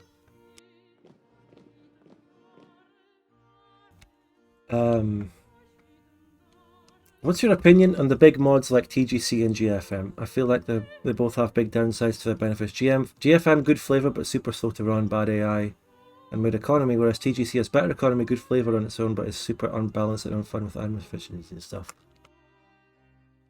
I'm not informed enough to make a proper take on GFM. I haven't played it. I've played TGC though. I mean, it would be unfair for me to say TGC is better than GFM when I haven't played GFM. So I can't really answer, but I can tell you TGC on its own.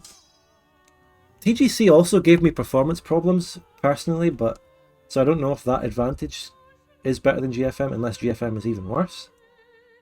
But, you know, performance issues is not something you can do much about in Vic 2 because it's just the way it is.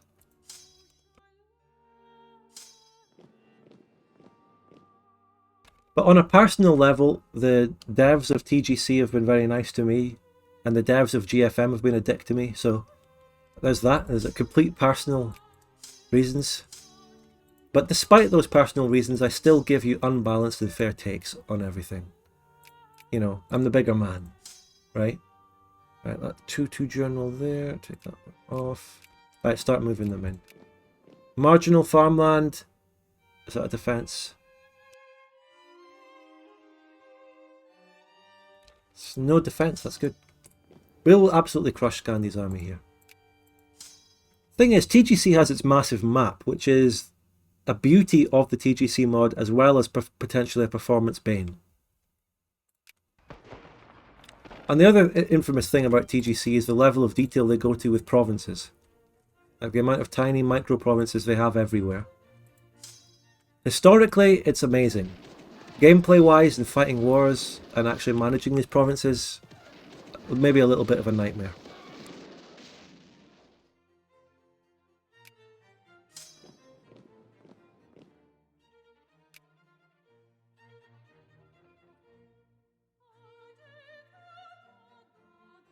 Hello Sneaky. Spudgun has always been throttled by not having people get notified correctly when I'm streaming, you know? It's always been the same.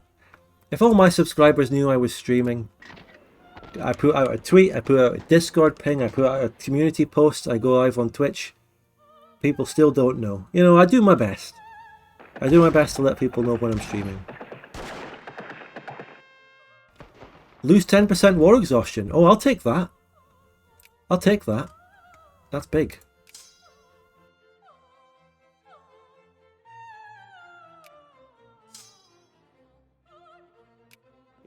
Oh, reforms. Well, I have to just wait for social reforms because I'm done with those reforms. Just need social reforms. What's the war score now? Still minus. I've got +9 battle war score. Defender occupation is -8, so when I get rid of that by reoccupying my land, I should be ahead.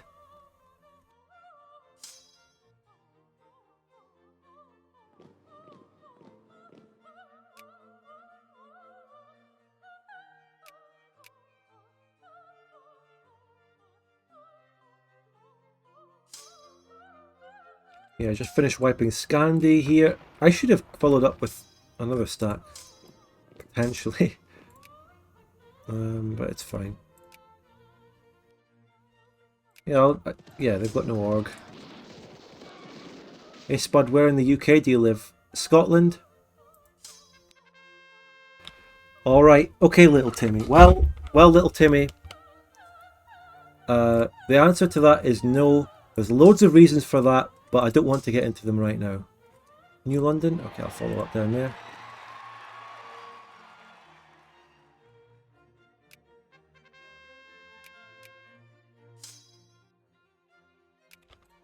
Wiped a stack there. We're just winning. Where's the battle war score? Have you played the Victoria Universalis mod? No, that's another thing I've missed out on. Look, guys, there's so many things to play. I haven't played GFM. I haven't played that project, but there's very good reasons to not play that project. I haven't played Victoria Universalis. I've missed out. You know, I haven't played Harold's Triumph. I haven't played fucking... God knows what else. I haven't played Throne of Lorraine. There's so many things out there that I haven't played that I should probably play, except for that project, which I don't play for various reasons.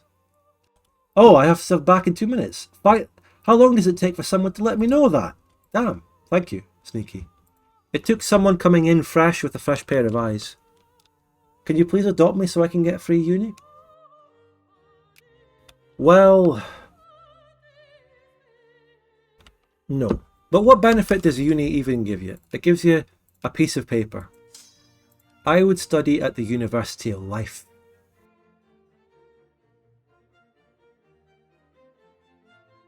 You spend thousands and thousands of pounds to learn shit that you can learn from a YouTube video while, I don't know, living in shitty university accommodation pods and shit. What's the war about? Oh, this war! I'm taking the Falklands. I'm doing well in this battle, but they're reinforcing it with another 12 fucking K. I might have to make a strategic multi-province retreat down to... oh my god, they invaded that with 22k, mate. It is fucking over. Where am I going to go? The terrain penalty there is huge. Can I still win this battle even after they reinforced it? There's no way. With some good rolls, maybe. Really good rolls. This war is taking the Falklands, by the way. The rolls aren't good enough. I'm retreating to Burgundy. Can I? No, where do I retreat? I'm retreating there. That's all I've got. I need to try and reinforce and then beat the Aragonese. Have I been landed on anywhere else yet? No. Right, next move. We have to go up and get rid of the Vinlandic attack. Also, I should go and crush the Mapuche again.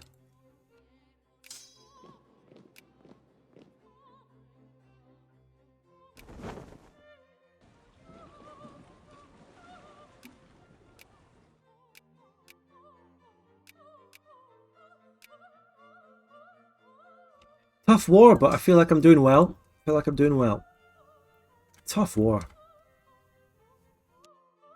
In a good way. Can you separate peace people in Vic 2? Yeah, but the AI is very iffy on it. The AI barely ever does this shit. Can I separately accept a humiliate from Aragon? No. I would actually take that. Because losing that prestige would be fantastic. But Aragon just won't accept a separate white piece. But not a white piece. Okay, Burgundy. Burgundy just won't accept still. That's... you see, that's the fucking problem. It's just bullshit. Aragon just... Burgundy just won't join me. Why?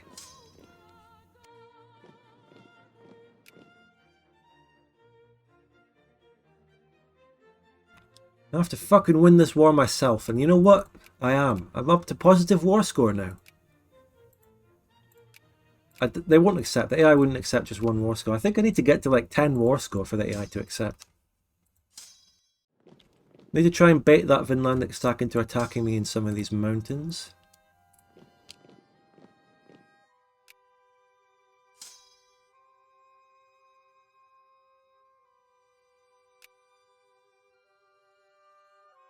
Sussex Port, CX Shires.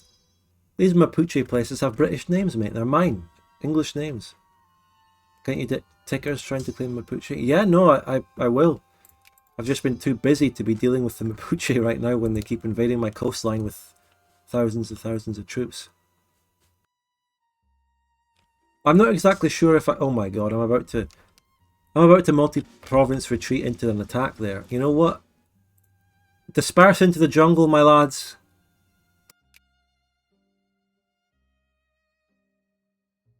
What the fuck? Hearing that? Disperse into the jungle, lads. They will... oh, they're attacking me. Do I have a general? 2-2. Good. Big victory incoming. That is at Dry Forest Mountain. 3 defense. And a 2 defense general. Let's hope that the Vinlandics don't have a crazy general to attack me with. Otherwise, I should be fine. Got reinforcements. Yep. Good roll. Yep. Vinlandic Army BTFO. Now I'm just waiting for another invasion, which is going to probably happen soon. And I suppose the constant invasions are a blessing because it allows me to farm battle war score.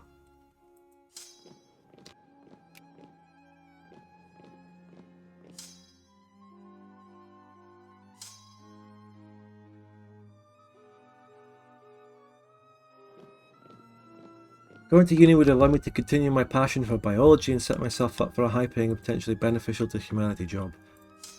True. Yeah. You're right. Sounds amazing.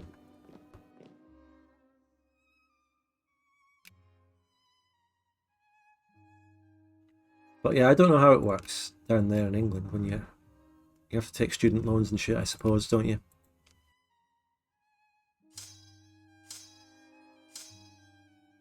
Right, we just wiped their army, we're unoccupying that. The war score should be leaning in my favour heavily. 45% war exhaustion.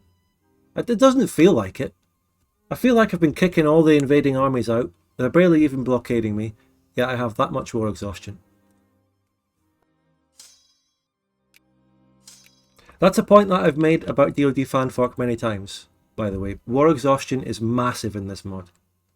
It goes up too quickly, and it affects your army too much, in my opinion.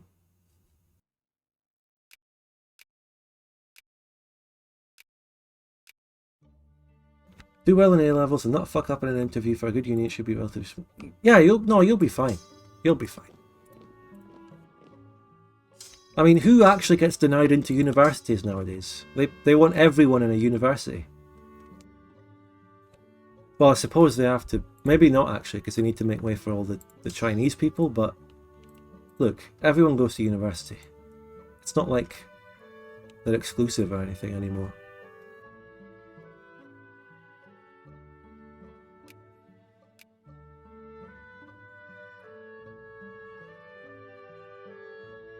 People still, you know, people really celebrate when they get accepted into universities, but sometimes I think it's not really that hard nowadays.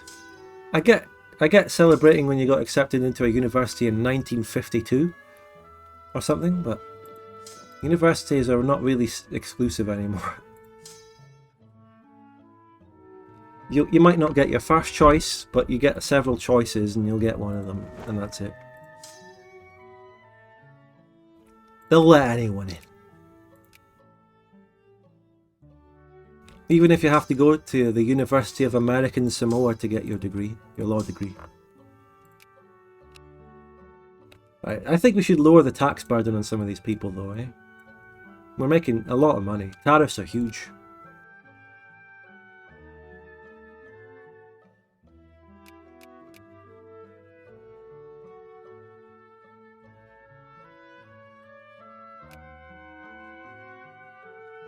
By the way, I didn't even mobilize. I didn't even mobilize for this. I didn't even mobilize. Right, can I add a war goal on a puppet? Yes. I can add established protectorate, 15 infamy for 85 war score ticker. That is massive and it would win me the war. So, and I would get Mapuche as well, which is nice. Well, I don't see any reason not to just immediately add that. It's a lot of infamy. Immigrant attraction minus 100. I think that's bullshit. I think infamy at immigrant attraction minus is bad. In my humble opinion. If I remember right, you needed Falklands for decision. Yes. I don't know which decision or exactly what it is that refers to, but I was told that. And I believe the information. So this is a very important war. And by the way, I just... well, the supply limit here is 22. I should be able to go in. I'm just being very careful of attrition. Maybe I should put my minus attrition leader on that. Ah, can't be arsed. There's the next free battle war score invasion. This time it's the Albion Federation. That immediately gives me like DoD multiplayer vibes and Bavaria series vibes, but this is a different Albion Federation. This is a Scandinavian puppet one. There's some Scandi treaty ports. Scandi lost its treaty port here. New Hastings. Why is it called that when I don't have it? It was given to Tawantinsuyu.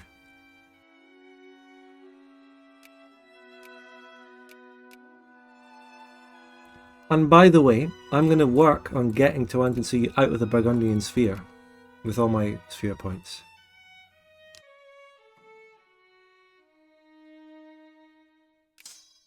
Easy W, pull back, wait for the next wave. We're up to 3. 7.2 occupation war score. Oh my god, another massive Vinlandic invasion of the coast. Oh shit, the ride never ends. Let's get them attacking me in a mountain. Let's go.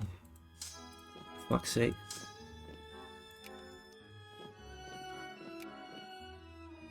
That's a lot. 31k is a lot. Now let's get a lavish exhibition. Actually, that's not. We don't want the prestige.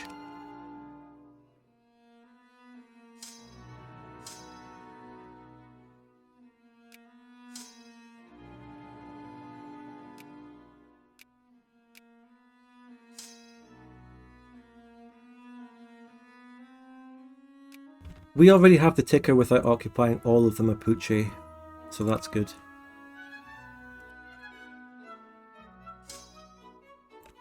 Of course, before I even get there, they've occupied everything. Right, they're going south, they're going here.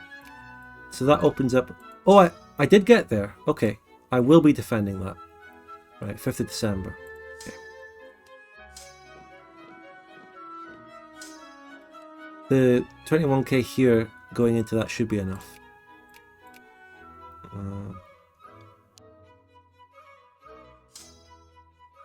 I will go down and occupy that province when I can, don't get me wrong.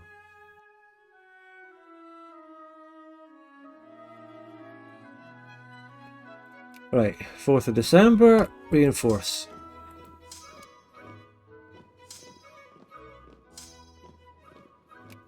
Right, what's going on here? Good attack.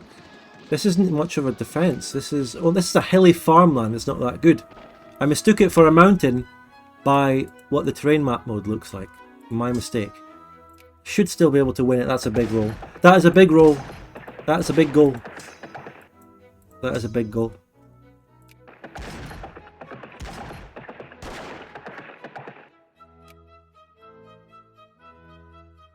More battle war score. Huge W. Follow up to St. Harold's.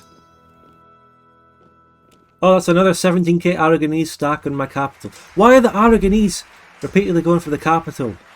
And they're going to get it as well, which is a really annoying thing. They're going to occupy that before I can physically get there. And then I'll get the fucking modifier again, which increases my war exhaustion again. Blah, blah, blah. So annoying. By the way, what is this country? Their flag looks exactly the same as mine. The Finlandic Crown Colony.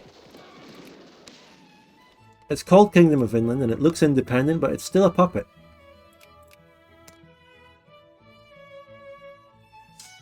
That is me killing them, right? Yeah. Yeah, we're fine. And that's a wipe. How much battle war score do I have now? 18. I get a maximum of 50. And I'm attacking this early without proper reinforcements just because I don't want to occupy that shit. I'm putting my trust in this. It's an open plain with no river. And we get a very good roll. What's the fucking digging? The digging in this mod, mate. The digging in this mod. This is the early game. This isn't even a +9 dig in the late game. What the fuck? Luckily I got a good enough roll to secure this win. But Jesus. Christ. I'm still winning that. I'm still winning that. My god. What?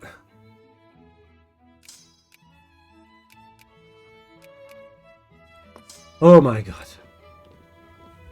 The stresses we have to go through to win this bloody war.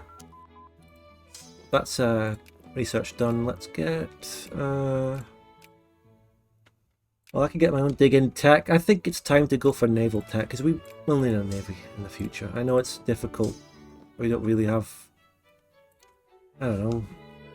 We don't necessarily even have room to get Miltech optimally, but we do need navies going forward. Are you winning? Yeah. Massively. The ticker from Mapuche is increasing. I could finish that occupation down there. And that's another wipe. Now we wait for the next invasion. Rinse and repeat. I'm going to go and kill this annoying Mapuche navy.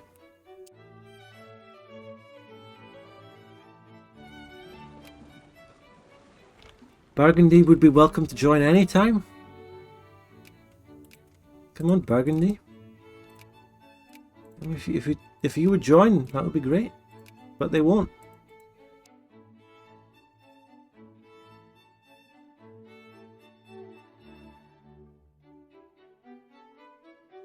Someone saw Vic 2 and thought, man, isn't attacking in this game too easy? Ah, they haven't seen machine guns.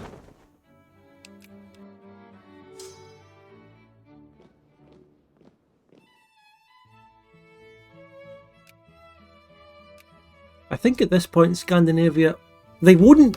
This is the thing about this fucking AI, mate. They still wouldn't even accept the Falklands alone, even though I've got plus 19 war score against them. This is all over the place. Would Aragon accept a separate humiliate on me? This is ridiculous. Aragon would not even peace out for separately humiliating me, giving them what they want.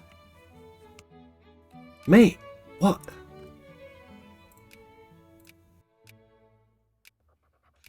What is going on? Albania is attacking Turkey. In good news. Oh, reforms. Reforms. People want nothing. I think it's time for some better education. I think education's the primary requirement here. We need that. Really need that.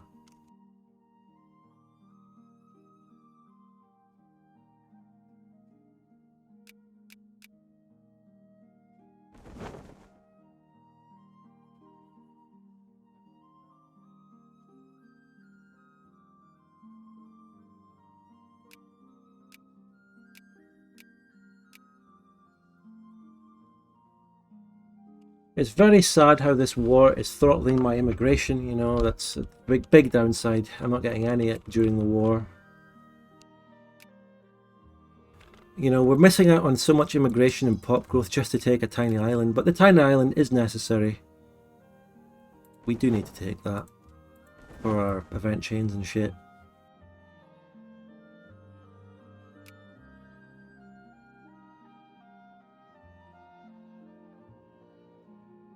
So the thingy here, the ticker goes up to 83 plus the battle war score of 21. That's huge. That's over 100 on its own. They do have their little occupation of my African colonies and blockades. But overall, I see us getting enough war score to completely win. I doubt we could get to 100 and then take something else off them. I don't think we can get to 100. Cool, and then we get a random event to end my alliance with Burgundy. Great. So, yeah, that's great. Thank you.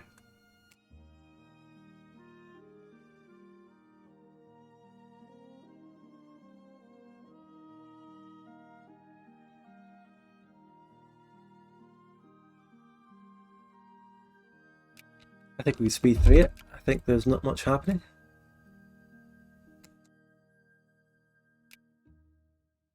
Right, that's Mapuche fully sieged down. They're in sieging. How long until France gets vandalised? Don't know.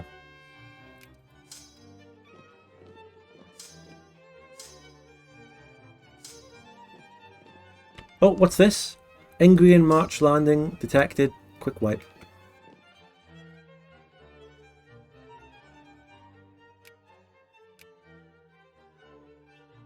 I'm not going to form Holy Britannian Empire. That's only available if you go the authoritarian political route. They wouldn't even accept one war score. What's the AI in this game? I'm 30 war score ahead and they won't accept a 1 war score peace deal. Oh, another Aragonese invasion of my fucking capital. I don't even know why I get annoyed at them when they're just pure battle war score benefit. But there's something still really annoying about it. Just seeing this happen again and again. I don't know why.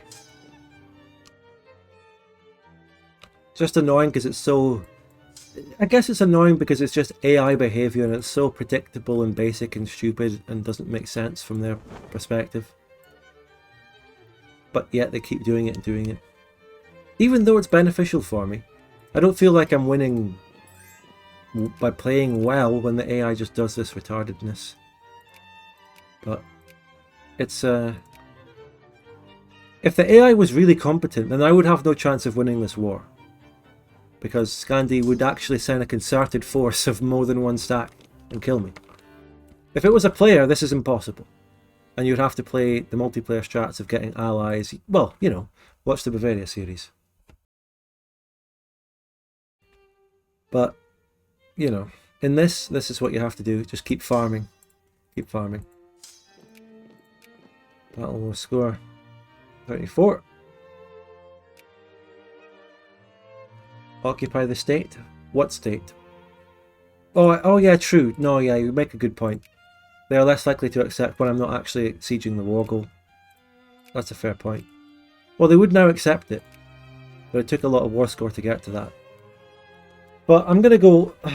Wait, guys. Wait. Should I just abandon the Mapuche war goal? I mean, look. On the one hand, I can piece it out now. Just get my core, which is all I wanted out of this war. I can get my immigration back up. I can... And this is like 100k unaccepted pops colony. I should just peace out now, shouldn't I? And I'm on massive war exhaustion. Honestly. And I lose prestige from not taking the war goal and I gain militancy, which are both benefits for me. I think the rational move is to actually just peace out.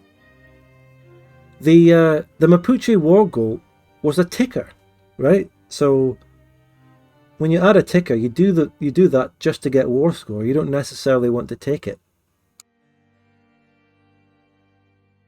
I think I peace out for the island now. It's just the completely rational move. I'm doing it. I'm not even getting more opinions. It's just the right thing. And that's it.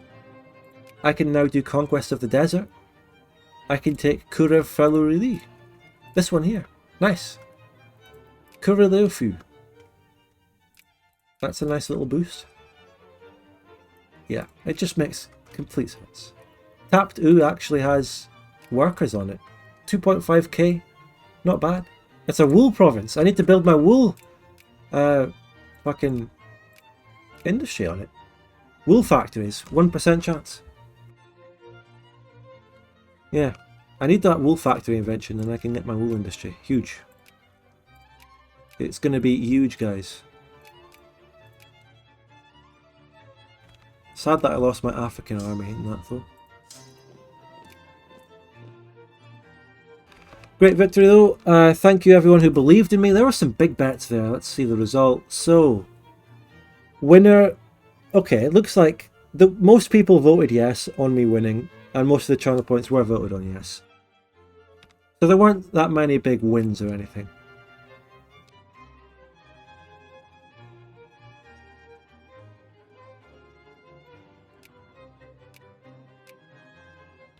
So now we see the situation of our country after all that, and the situation is we still need a lot more coal.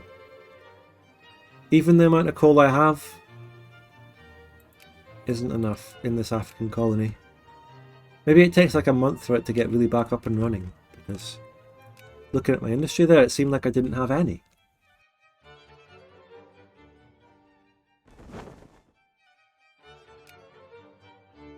But yeah, that was a good victory. I've got all my cores now. That should give me access to something good later. I don't know what it is though.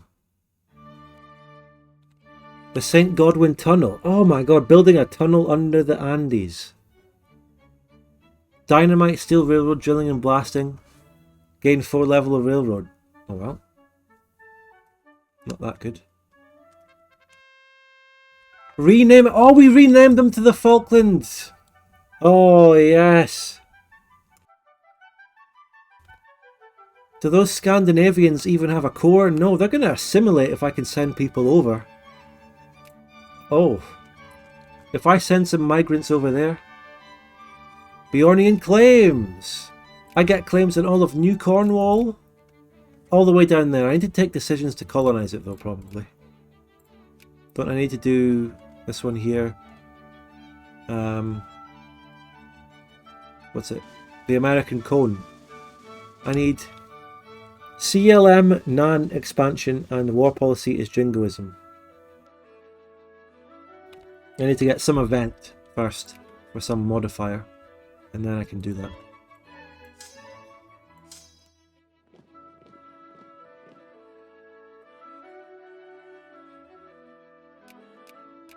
Great stuff, great stuff. I feel like it's good storyline. Like episode 1 we beat the Incas, episode 2 we beat Scandi and took the Falklands and renamed it. Great episodic gameplay. I'm still going to be playing for like another hour on this one though. New Paradox could never. Yeah, it's a good point. The sheer contrast between the flavour that modders can put in a game versus what Paradox themselves does is just astronomical. Mods have excellent flavour. Paradox, when they even bother to add flavour in a game, at least on launch, it's guff and kind of shit anyway. The capitalists want to build a steel factory on the Falklands. No, I'd rather build a wool factory. Sheep factory. You need the modifier or jingoism. Well, I could change to a jingoist party then. Can I do it now? Oh yeah, I can. Nice. It's as simple as that, everyone. 12 infamy for that. The 12 infamy is bullshit. I'm going to be clearing. I'm going to clear the infamy. Thank you very much. What did that decision even give me? What did that do? What? Wait, hold on. Wasn't that supposed to give me all that land? Excuse me?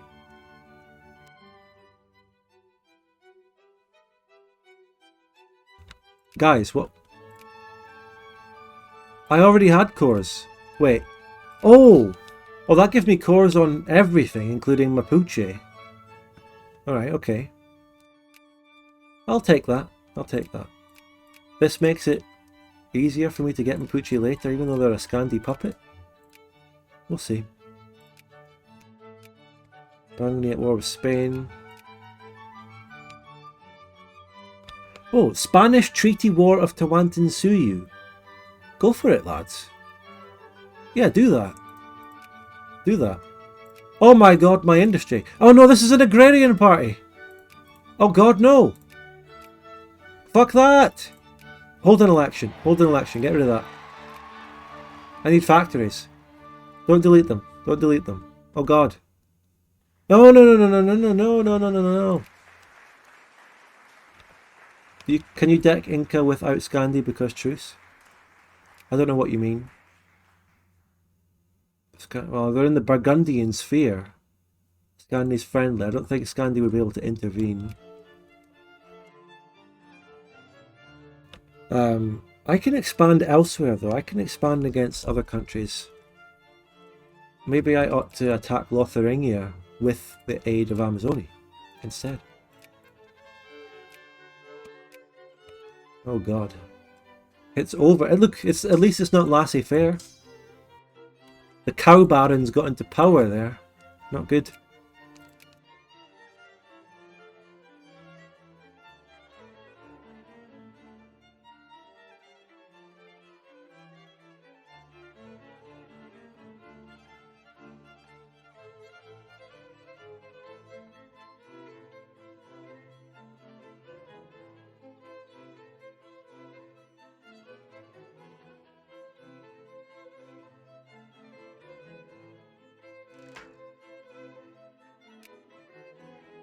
So I'm not sure what to do about Tawantinsuyu going forward, but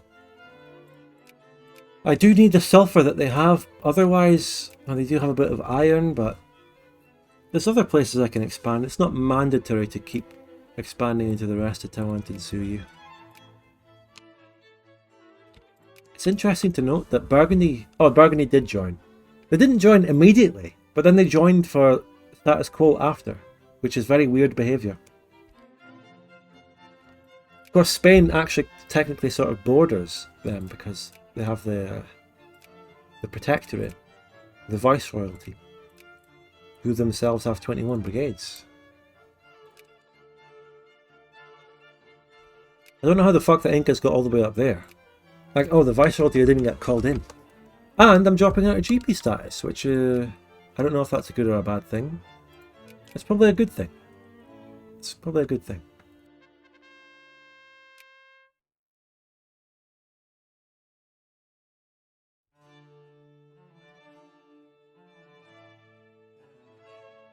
It's not a democratic government. I'm a monarchy, Brady.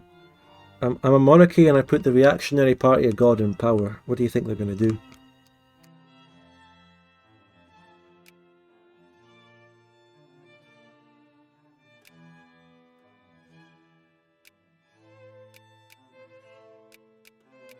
Tell you what though, we need forts.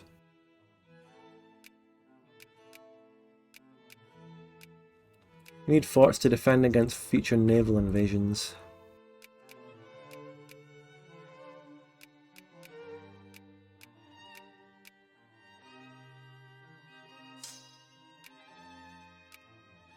I've got such a serious lack of soldier pops right now, it's bad. Thought we were a constitutional monarchy? Well, yeah, we are. Yeah, we are. True, but still. Okay, what's this? You know what? I want the militancy. I want more reforms. I want healthcare now. Look how bad the infamy affects my immigration. Should I cheat away the immigration... should I cheat away the infamy completely so I can get immigration back? I can't really... It doesn't allow me to really play the game. I can either expand or get immigrants. I can't do both. I have to just sit there. Plus, I used all my infamy on getting a ticking war score in the last war, which is the only way to realistically win that war. And I get punished for it by losing all my immigration. What can I do, guys? It's not fair. Life's not fair. What's the event that I can do to lower my infamy, though? You know, and don't tell me the one that works in vanilla because it's different in this mod. Look, they're encouraging me. They're encouraging me. Chat's encouraging me, okay? They're making me do it. But what's the event? What's the event? The one that works in this mod. We did it a lot in the Aragon playthrough. But I can't do the clearing infamy thing because that only puts it to... This is the only way to... It just reduces it to 22.5.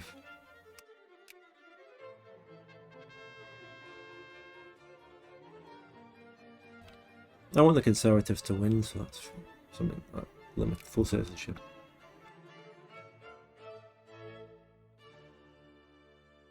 No, Red Monkey, you're wrong because what this is actually, this is a very different thing. This is an agrarian party which reduces factory throughput by 75% and factory owner costs down 100%. This is what's making the factories close. It's a government type that doesn't want factories at all. That's the problem here. Very bad.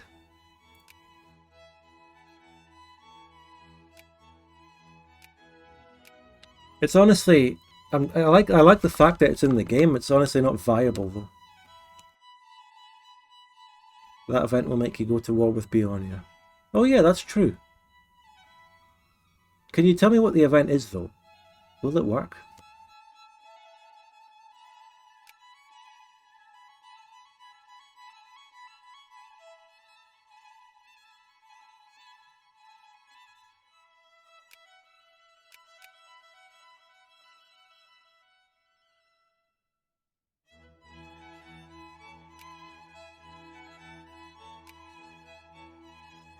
32370.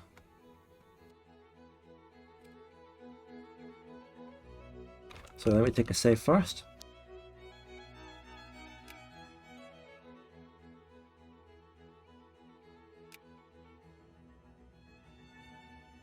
Okay. Look, I was asking for the one that works in this mod that we use in the Aragon campaign. Hundreds of people watch that campaign, thousands if you include VOD viewers.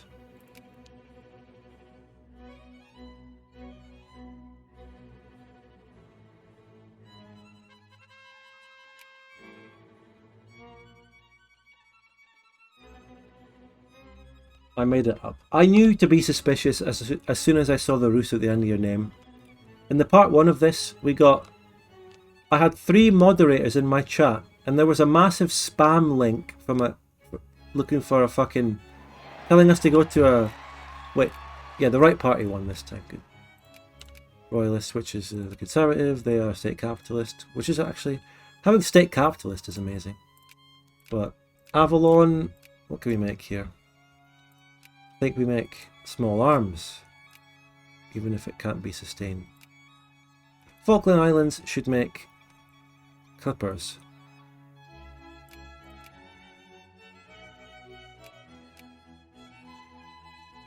Get more people working in the machine parts. Oh, we also do need canned food though. And Wessex can get a furniture factory.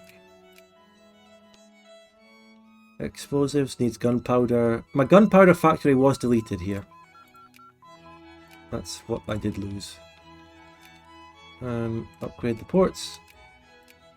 Only have 3 now. Actually, I have 4 with the addition of the Falklands. And that's a Chord port, by the way.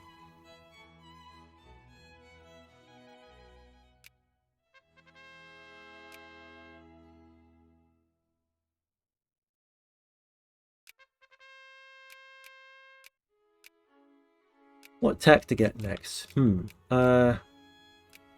Let's just get maximum education.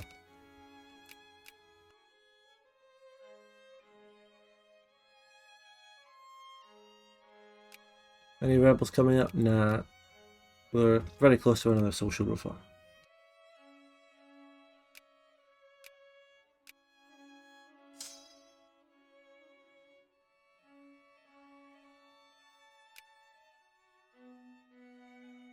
Spain would appear to be winning against the Incas, and they're going to take, I think, a treaty port out of that. Port Stanley, that's right.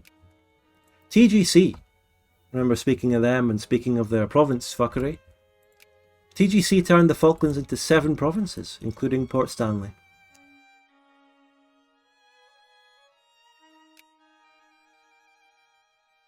What do you think of that? What is the campaign objective here? To take back England, of course. And we will do it. With or without an actual ally. 10 life rate. Pacification of Kurilufu. Very good. Beornians are already moving in. So, how are my South Sussex colonies doing? Beornian up to 2%, very nice. It's increasing, that's good.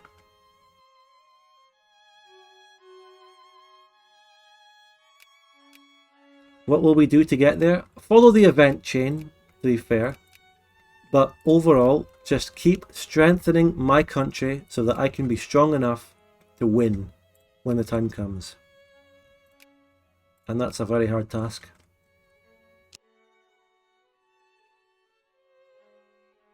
What's the event chain? I don't know, and I don't want it spoiled, but I know that it will eventually happen. And I will go with it when it happens. And pick the right options and try and win. If I can't do it through the event chain, there's always the doing it manually option.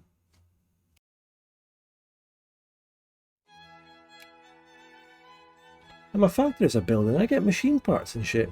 Very nice.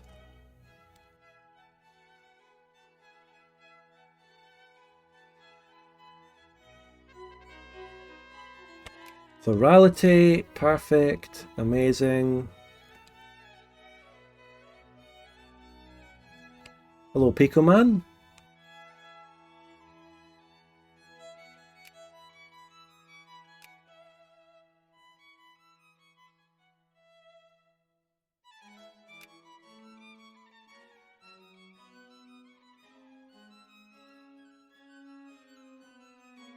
Time for Beornia to rule the natives. We definitely are. We've got cores. Look at the amount of cores I have down here. I now have a core on Tawantinsuyu, ironically though it's down here. Well, I remain the great power. I remain the great power, so... If I could just take Tawantinsuyu out of anyone's sphere, but now they're at 82 points, they would ban me if I tried. They should ban Scandi.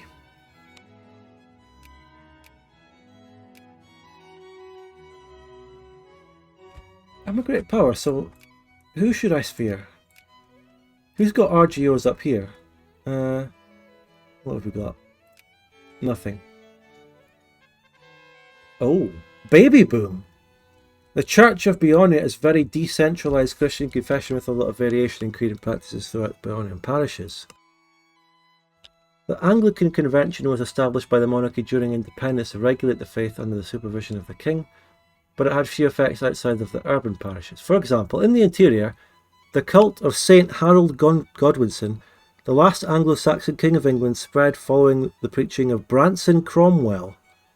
A priest from Sharrow.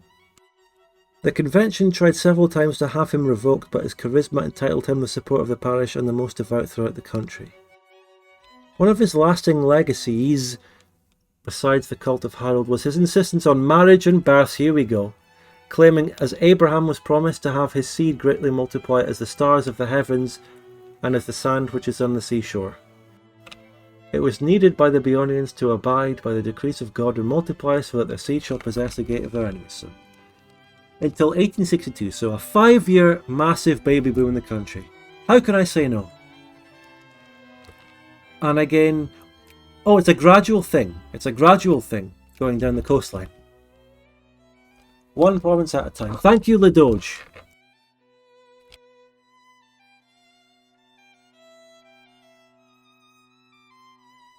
Really? Did I type it right? No, I didn't type it right.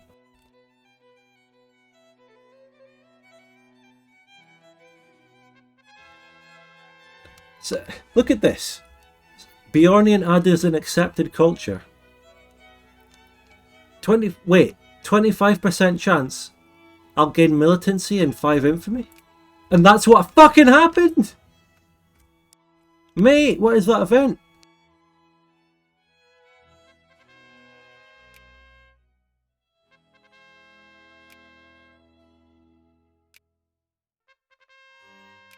I just got 3 losses of infamy in a row.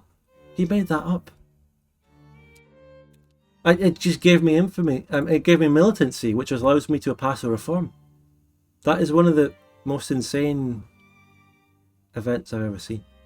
I'll take healthcare, please. What the fuck was that? I'm not taking that one again. It's too risky. But now that my infamy's down a lot, maybe we'll add some immigration to the baby boom that we have, and the pop growth will really skyrocket. And we even have our first healthcare. Pop growth maxing. Tawantinsuyu goes bankrupt. Hey, what is that? What's that all about, eh? Our old enemy. The old enemy. Our football rival. Pizza or pasta? Foreign cuisine. Well, that's actually quite a topical event, considering the Beornian immigrant reforms and the controversies.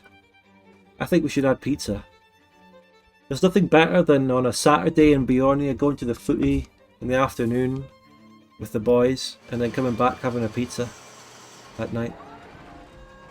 That's the life of the Beornian cow rancher. Although football is definitely more of an urban thing, the football ranchers definitely will do it as well.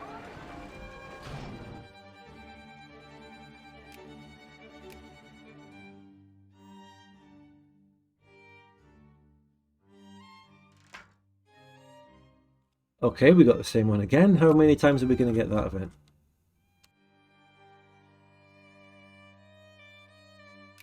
Empire of Amazonia. They're getting a bit big for their boots.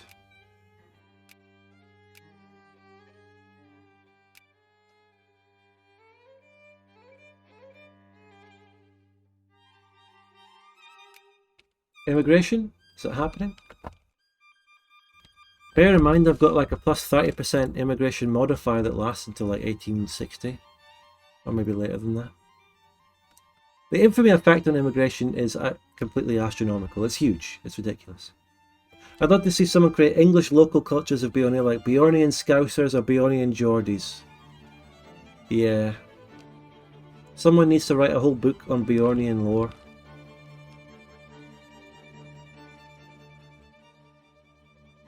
Imagine writing historical fiction novels about Beornia and shit like that.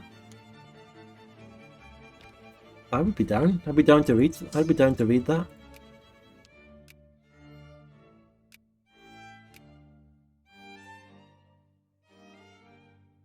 Alt history fiction novels about DoD. I would read.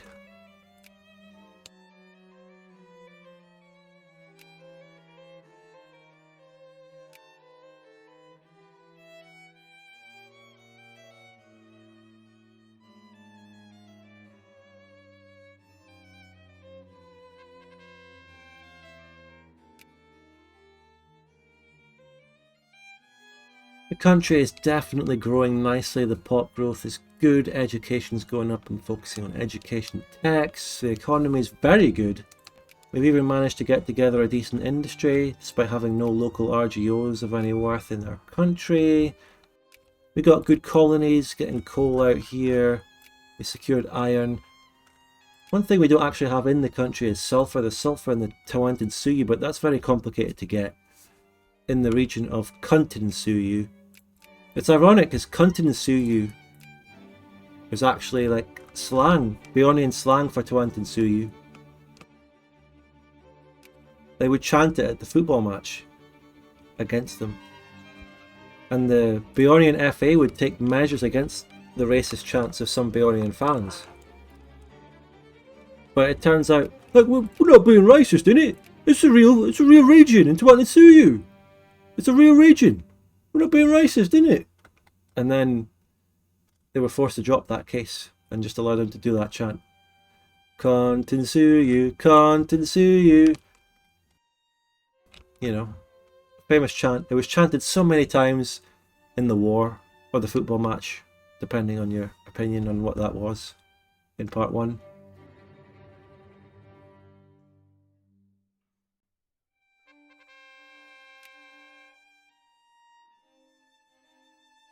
New Camelot is a mix of Suffolk and London and Windsor and Sword. What, is there real lore on that?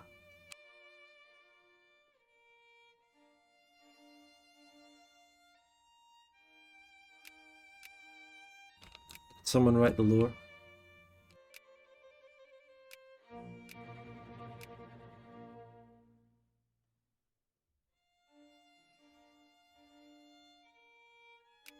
Immigration is just not really happening though. Oh!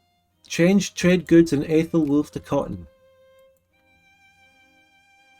Okay. Where's that? Changing a cow to cotton? Wait, did I, Aethelwolf?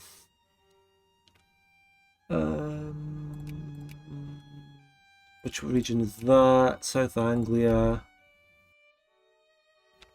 Yeah, it wouldn't really make much difference, but diversifying the economy a little bit, adding something different there is nice. Oh, I've got an English immigrants into the country and they're accepted. I've got an English immigrants from the dual monarchy. Some people, some of the English have come home, but by reverse. They've come to the new home, away from the DM. How many English people are in this country? Thousands. All over the place. I wonder if anyone is assimilating into English rather than Beornian. It probably is happening. Like, for example, it was Aethelwolf I looked at. 10% English. Is anyone here assimilating into English? No, they're assimilating to Beornian. No, they're not really.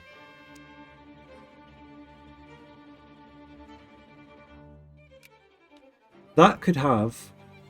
Let me look at the soldiers here. Do we have English soldiers? No, that's good. If there were English soldiers, that could create a problem where I can't build a soldier.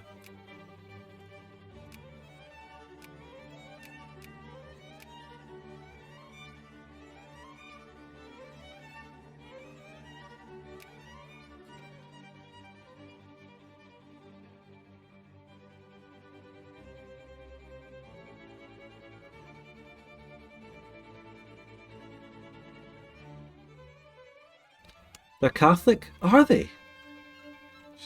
Wow. The English people moving from the dual monarchy are Catholic. Yeah, thanks for pointing that out. That's weird and strange and crazy. The growth. Edward's Landing renamed to Edward's Landing, gaining 2 life rate. Very nice. Our nation has many important ports. None are as fast growing as Uraikusta, so I take it that Uraikusta, if it wasn't already renamed from Uraikusta, it should be now. It's a critical juncture for ships travelling between the Atlantic and the Pacific. Wine, fruit and copper produced across the nation wind up being exported. Several foreign expatriate communities, notably Qingchuese, Japanese and Burgundian. Nowhere else in Beornia could one so easily find foreign language newspapers. Very cool. Very nice. 2 life rating. The name just changed. Subtly. It moved. But what did it change from? 2. It doesn't make sense.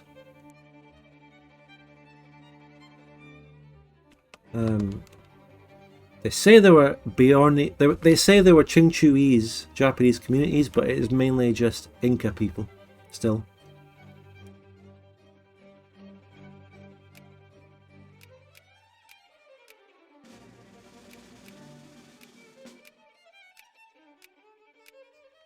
Inca-ese people. Can you give me image params in the Discord, please? You just have to type a few messages and level up and you'll get them.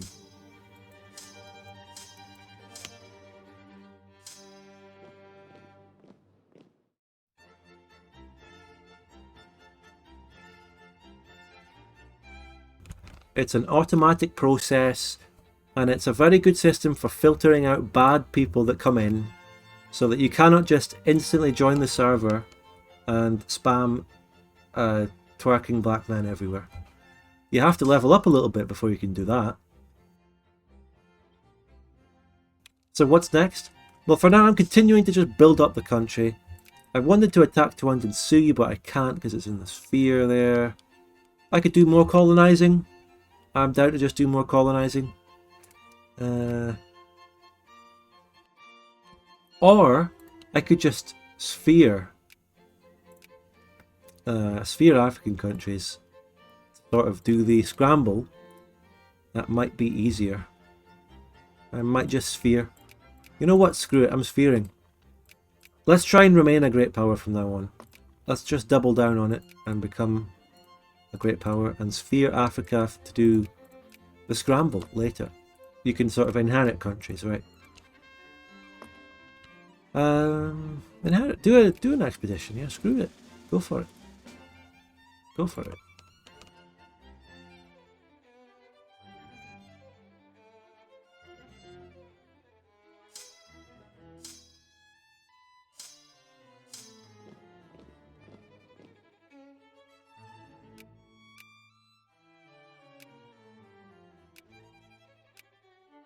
And now we're getting our soldiers up. Oh, what the fuck is that?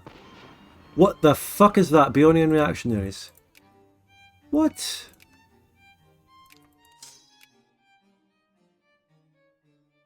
That was an army mutinying of like 3 brigades. Gone.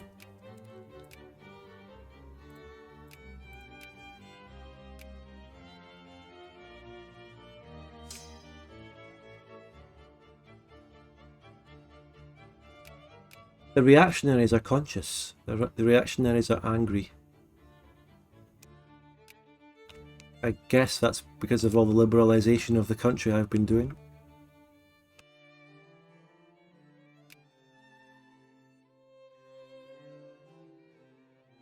Beornia and Batavia sounds like a good natural expansion. Does it? Going against Burgundy again? These are civilized countries though, mostly. There's coal in there, but that's like a civilized country, it'd be difficult to take. It doesn't really make sense.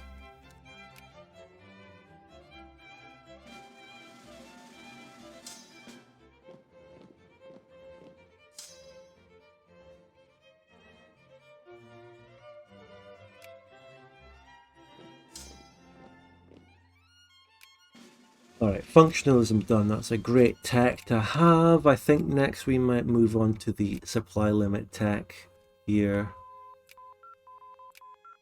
Was there not something somewhere I saw that gave me pop growth? It was well, yeah. I'd really like. Did I just lose more? Fuck! Oh my god! Oh, fuck that! No. Stop this. No. I think that's the part. Army mutinies are probably the thing I single-handedly hate the most in Victoria too. I just hate that the most. Biologism dropped. Let's double down on literacy and get that right now. Fuck it. And then we'll get empiricism. All out on the culture techs. Even while I'm in military-industrial contracts. Thingies.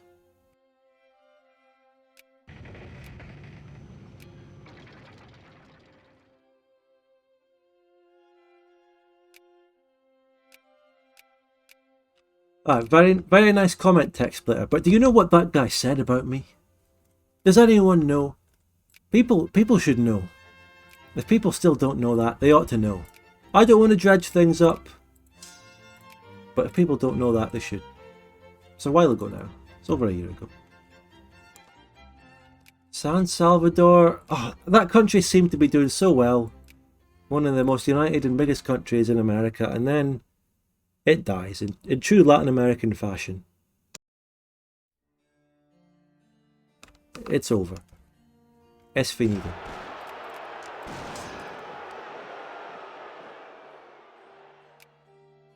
The militancy is starting to hurt us a little bit. We're getting little rebellions and mutinies. It's quite difficult.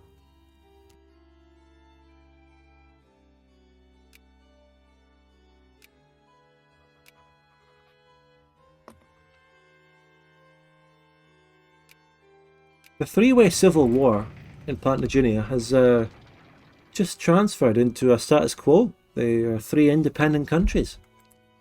1.18 million, 420k, 800k. The freaking Mayans are back. Yeah, why not? What's wrong with that? Are there any RGOs down here in the centre? Are there any sulphur provinces? If I can't go to Taiwan to see you, where can I get sulphur? Fucking nowhere, mate. Nowhere. The east. Again, that's Burgundy though. All of it is fucking Burgundian. There's no sulphur. There's no sulphur. I can't speak anymore. Oil. That's a sphere. There's just no sulphur available anywhere in the world for me. I really just have to get the Taiwan to sue you. But oh, Burgundy did a ban of Scandi. That means I could put up some points. I'd really rather not have Burgundy join that war because it's just going to lead to another bullshit situation. They discredited me. I can slow down. It's going to lead to a bullshit situation where I have to wait for them to invade me. And war scores fuck. They won't accept peace. I'd rather not go through that again. I'd rather kick them out of the Burgundian sphere first, get Scandi down from friendly, and then attack. And take that damn sulphur. And iron. What would I take from them? Let's see. Are they still... they're civilized now.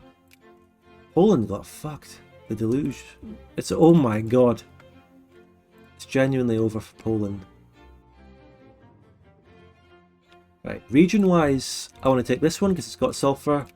And I want to take this one because it's got iron. And then neither of them are the capital. So that's a simple 2-province conquer that we do there. And here we can do...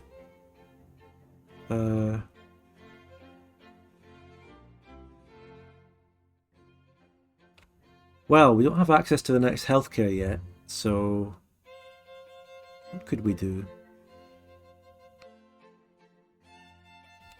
Something that would give me some immigrant attraction.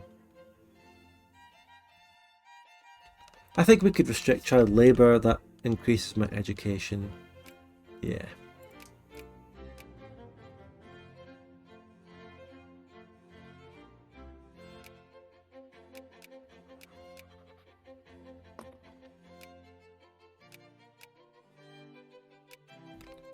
What, are Scandinavia trying to sphere Ashanti? Suppose they are.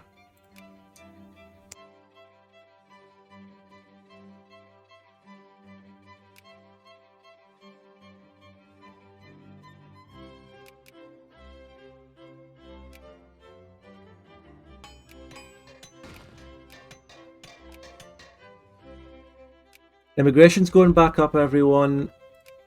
Do I still have that baby boom? I think that's over. The baby boom has ended. Who's the dual monarchy at war with around here? What? Scandi, Bohemia and Ruthenia. Oh my god, the Barons' War. What the fuck is this? The aristocrats of Beornia have been a thorn in Edward's project since taking over. Among them, his uncle has become a serious rival over the years, running devots and aristocrats. His followers marched on Camelot with several members of the armies, joining the hero of independence on its way towards the palace. There's been quite a few grammatical errors in the Beornian events. Now Edward must choose between accepting the coup or fighting back. We have to fight back.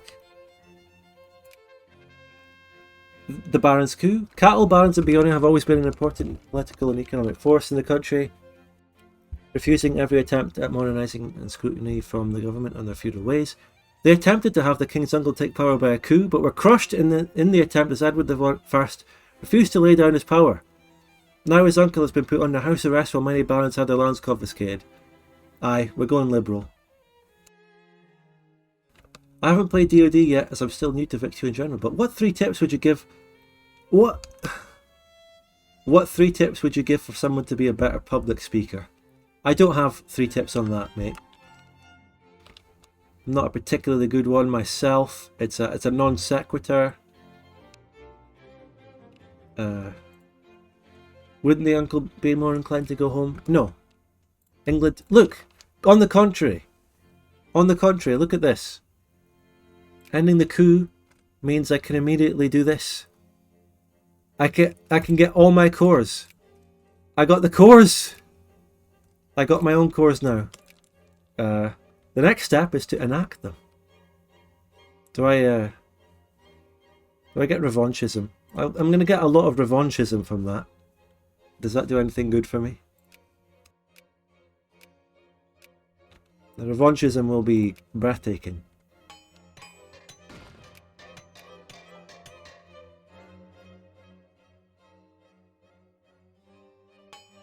This is going to be very difficult. I think there's an event change for me to actually go for it and fight and have an advantage or something, I don't know, but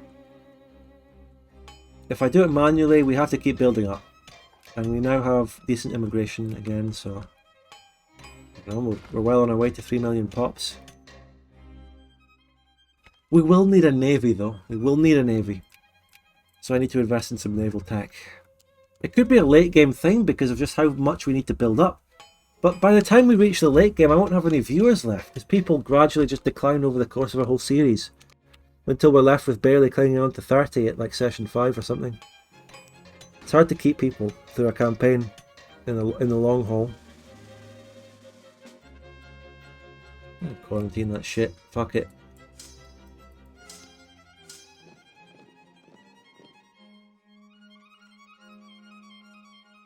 We're one step closer to coming home.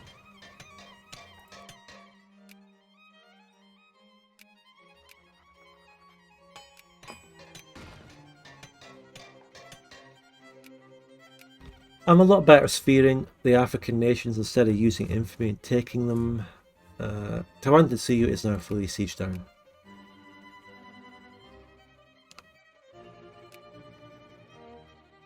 But Burgundy invaded Spain.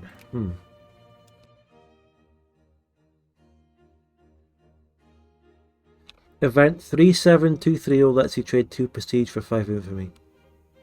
Remind me of that later, whenever I might need to use it. Please.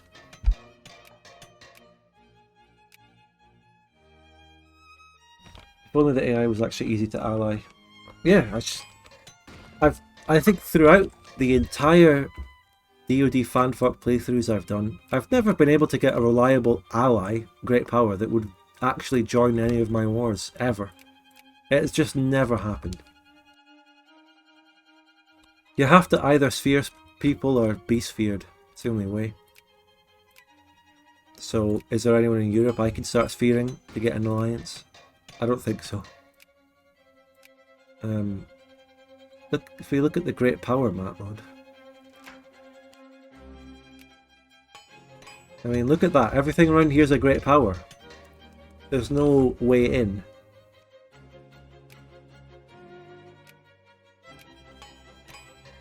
Venice? I don't know. You know, let's sphere some of these North American countries. We can get some resources here if no one else is sphering. Never mind the Belgians are sphering everything. I could maybe get in on Arcadiani though. This one might work.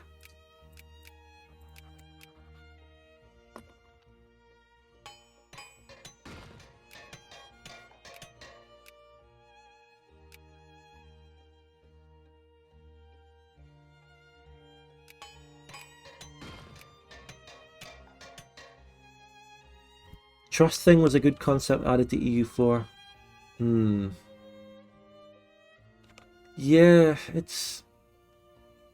I think it's a good idea to add some more nuance and long-term sort of trust decision making of the AI, but boy is it really convoluted and difficult. And another complicated modifier you have to look at. It's a bit convoluted. Another complicated calculation there. What's this port?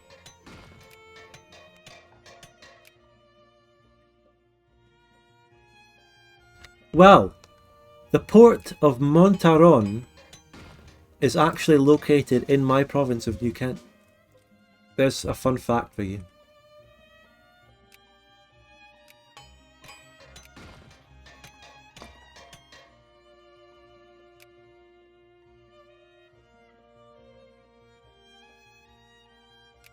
Well, yeah, favours as well. That's another thing that there is. And that's what I mean, it's just so complicated. And bloated. EU4 is such a bloated game. There's so many things. Welcome home, countrymen. I think that's a generic event. Plurality.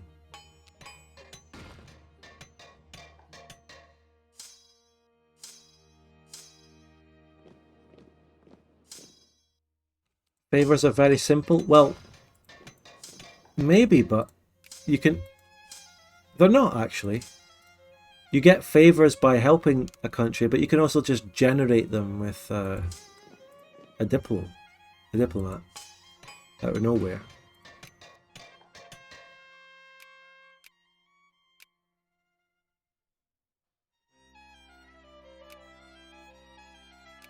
What do we think of the idea of attacking Lotharingia? They would be an easy target, but do they have resources? They've got coffee. Wait, are they at war? No, they had rebels. There's nothing... There's just nothing good to gain from Lotharingia. There's no resources, you know? I might as well just fucking sphere them. Seriously. I'm sphering them. Screw it. No blobbing. I'm sphering.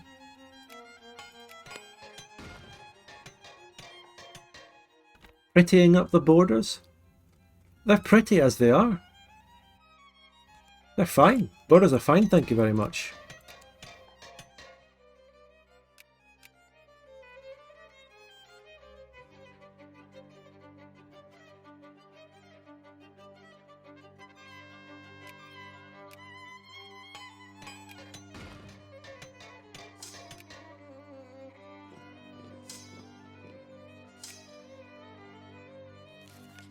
Get them by helping in wars or by generating depending on how many troops you have in regards to your journey. You're just the one telling us how simple it was and then you have to write a whole essay as to how they work. Come on.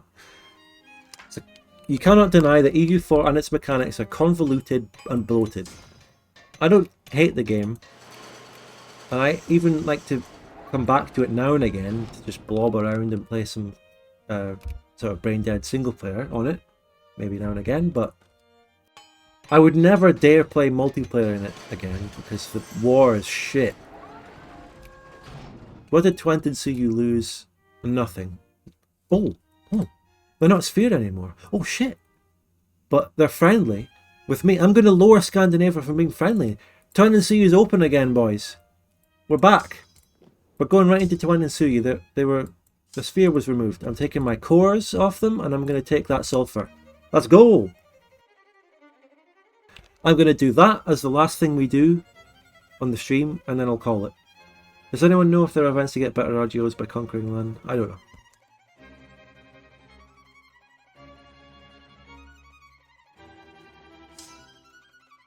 Yeah, EU4 multiplayer, oh, I don't like that. That's not for me. People might think just because I like Victoria 2 multiplayer that EU4 multiplayer would be like a natural step for me to go into, but now on the contrary, the way the two games work is different. Even though they're paradox games with moving stacks around and shit, there's so many subtle differences where, like, Victoria 2 Warfare is largely based on sort of things being equal across the board. I mean, there's differences, like different generals, different techs. But if you fight someone, it can be quite even, which makes it a lot more reliant on movement and strategies and tactics. Whereas EU4 Warfare is 100% just blobbing into one giant battle and stacking modifiers and just grinding down enemy manpower. Whereas Victoria 2 PvP Warfare is tactical. That's basically to sum up the difference. And even if you play EU4 multiplayer, you're still dealing 90% with the AI in the early game. Because you're going to be bordering AI everywhere. Until you kill all the AI and then everyone's just a player. If you can make it through the EU4 multiplayer early game, you'll then get a player only world when the AI's been eaten. But I've never really made it through the early game to get to that point in like the 1600s.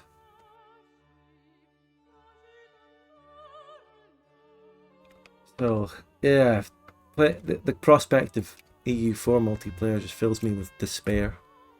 I've played it before, and it's never been good.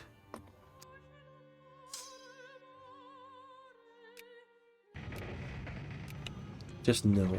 I'd much rather play fucking March of the Eagles multiplayer. I go back to March of the Eagles multiplayer about once a year. Oh, what? Hey, you can't fucking release a nation that I'm about to take to sue you. What the fuck? That is a rule break. That's bullshit. How the fuck? Oh god. That genuinely annoyingly complicates things so much.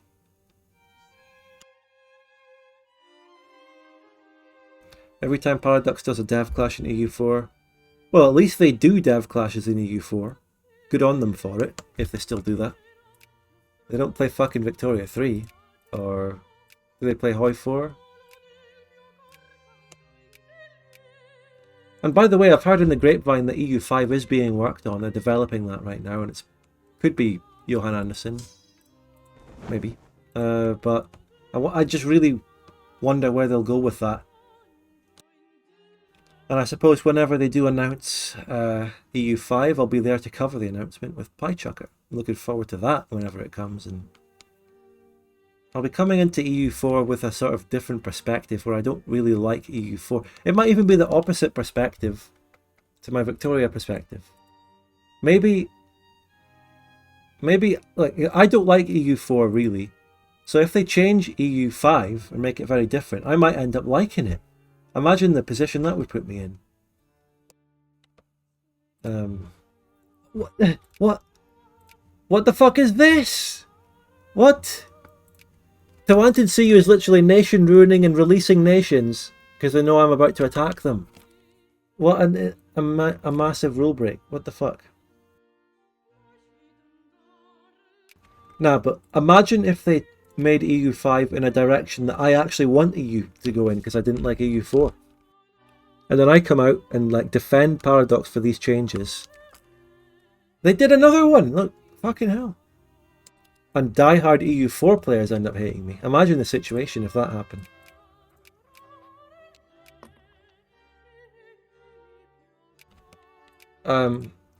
They've literally collapsed into different puppets. I wonder if this will concern me. Will I get events over this myself to intervene or something here? Because I really cannot attack them anymore. Not right now. I cannot attack.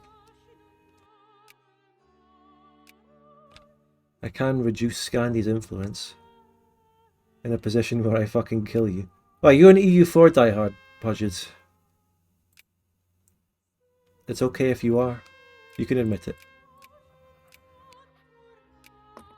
I'm going to be real with you all right here though. I loved EU3.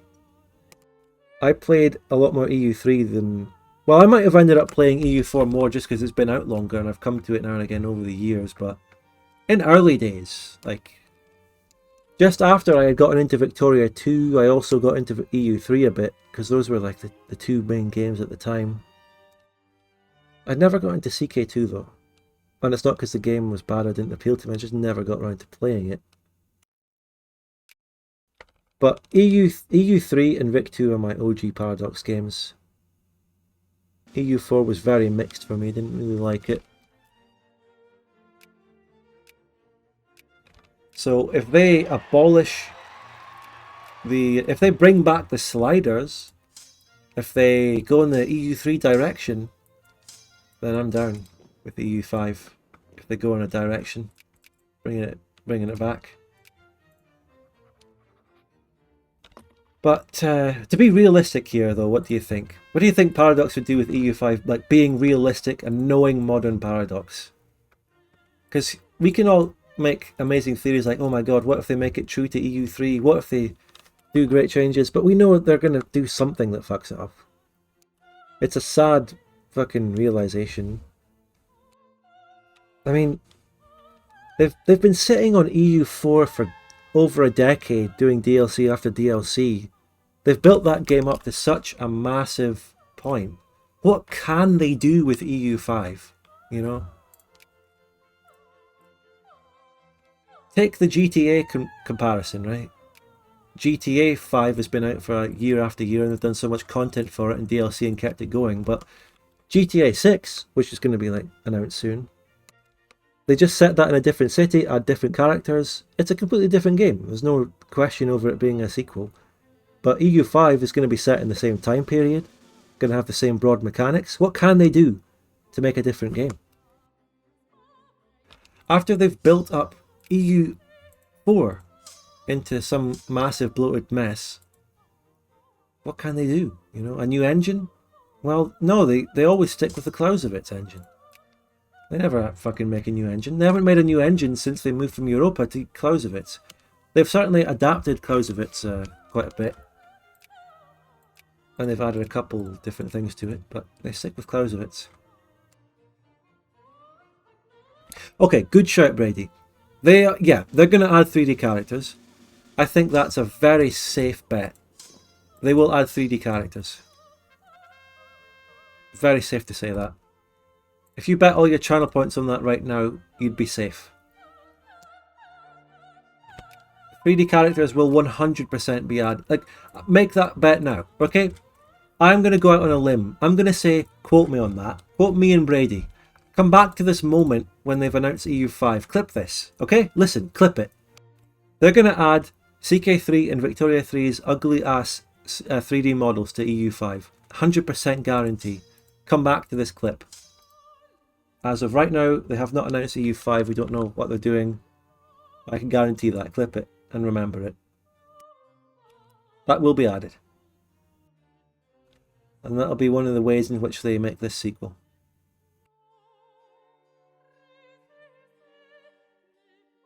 Yep, I bet no lobby in text chat. Well, if they also bring EU5 into the same multiplayer infrastructure that they've done lately with their recent games, Imperator, CK3 and Vic3, then yes, it will be the same. God knows why they keep doing that absolutely atrocious fucking multiplayer system. But it might be another safe bet that they will. So we got biologism, that's that. The Tawantinsuyu situation has become extremely complicated. I think Danuke might comment on that and tell me what happened there and what I can do about it. Because I'm going to call the stream very soon and it'll be a VOD. You don't have to clip it, it's a certainty. No, I want to clip it so that we can look back at the clip and see me predicting it like a year before.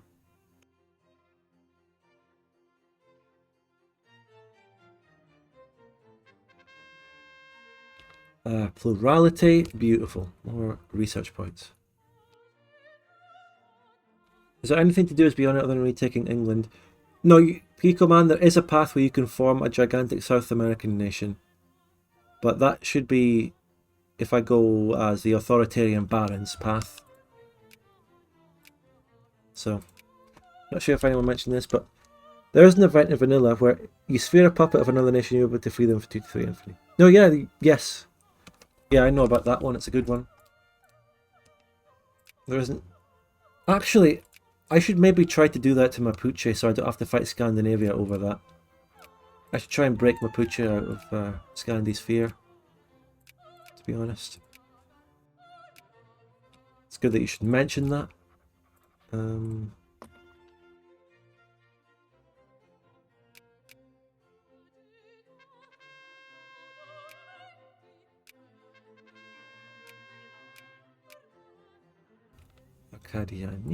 Oh my god.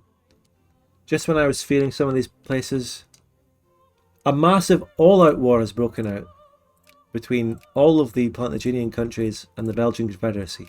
Actually, they're all just attacking Acadiani. It's just a hug box against them. Ching Chu's in it. What the fuck is this war? This is huge. What? The deluge is happening in Poland as well. What? Commonwealth is trying to take Ruthenia back. Ruthenia is trying to be independent from Commonwealth. So the deluge is happening and Poland is getting absolutely wrecked. The deluge intervention is happening as Bohemia also attacks the Commonwealth. Spain is acquiring the Sus, am I right? And an all-out gigantic death war has broken out in America. Right.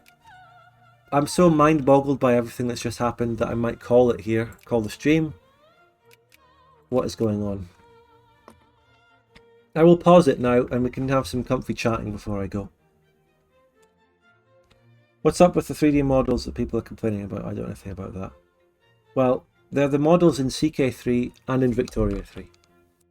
I got into Paradox games when EU3 last DLC came out, played some MP and fucking Skype. Same!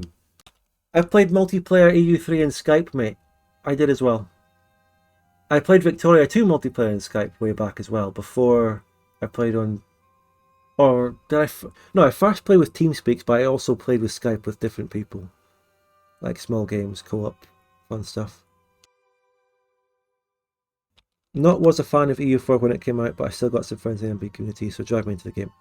I won't say I don't miss some things from EU3, but overall I think EU4 is alright. So quality mods... Actually, yeah, there's been fantastic mods in EU4, that's absolutely true. MEU and Taxes and Ambinar are massive. Yeah. It was TeamSpeak at first. Well, my story of getting into Vic 2 multiplayer was... I joined a Mountain Blade Warband Napoleonic Wars regiment on a TeamSpeak. and then that regiment happened to have Victoria 2 multiplayer games going on, and like a year before that I had bought Victoria 2 just out of curiosity myself and played some single player, and then I joined these Vic 2 multiplayer games, and guess who was there in that Napoleonic Wars regiment hosting these Vic 2 multiplayer games? Joe the Pro 36, who is one of the leads on Open Vic now, and you'll have seen him on some discussion streams and the videos about that. So that's how it all goes back and links together, and what a coincidence that I joined that Mountain Blade regiment that had a Victoria 2 game, and it has some of the, well, that guy, an old guard of Vic 2 multiplayer, who is now contributing so much to making Open Vic. It all comes full circle, you see.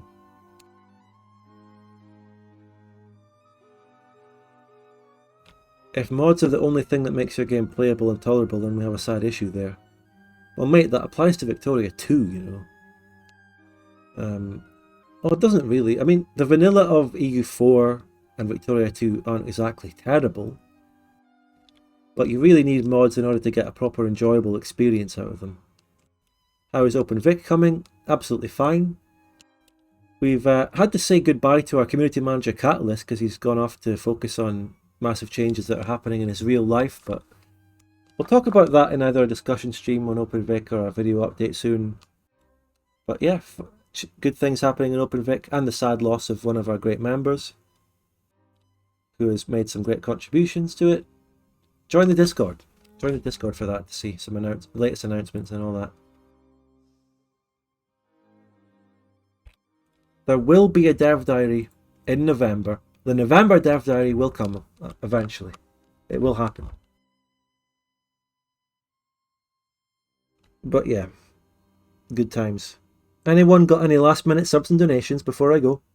They're always welcome.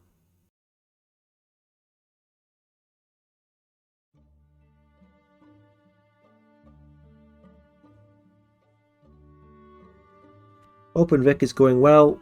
The work on Open Vic is just absolutely meticulous, you know. They're not taking any shortcuts. They're working to get something just really great, really robust and formidable, you know, that's going to really work. They're not rushing to get flashy results. They're taking their time, and that's why it's ultimately going to be the best project.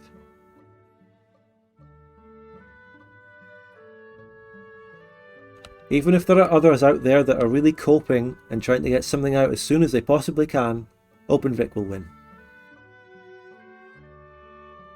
I hope Open Vic has a proper infamy command. Well, I think we'll probably just, you know, have similar things to the console. I don't know. That's a little thing to look into.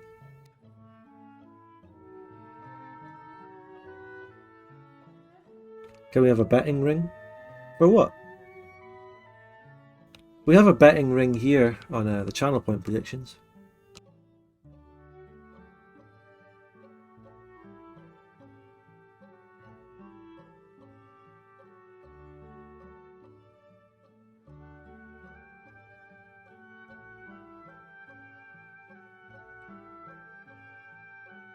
Aye, it will. Aye. So, any other news on the horizon? Well, Bavaria Part 13 will come this next Friday upcoming. So, in 6 days. I genuinely don't remember how I found your channel, but I think it was a PLC series. That was a good series. If you want to find my channel on any series, then that's a good one. But then again, so are all of them. In my humble opinion.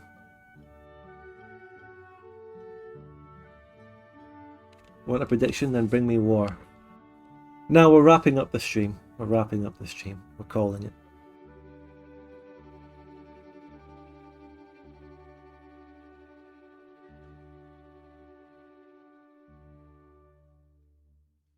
So yeah, Bavaria Part 13, which bears absolutely no resemblance to the campaign that I've chosen to play in DoD single player streams. You know, pure coincidence.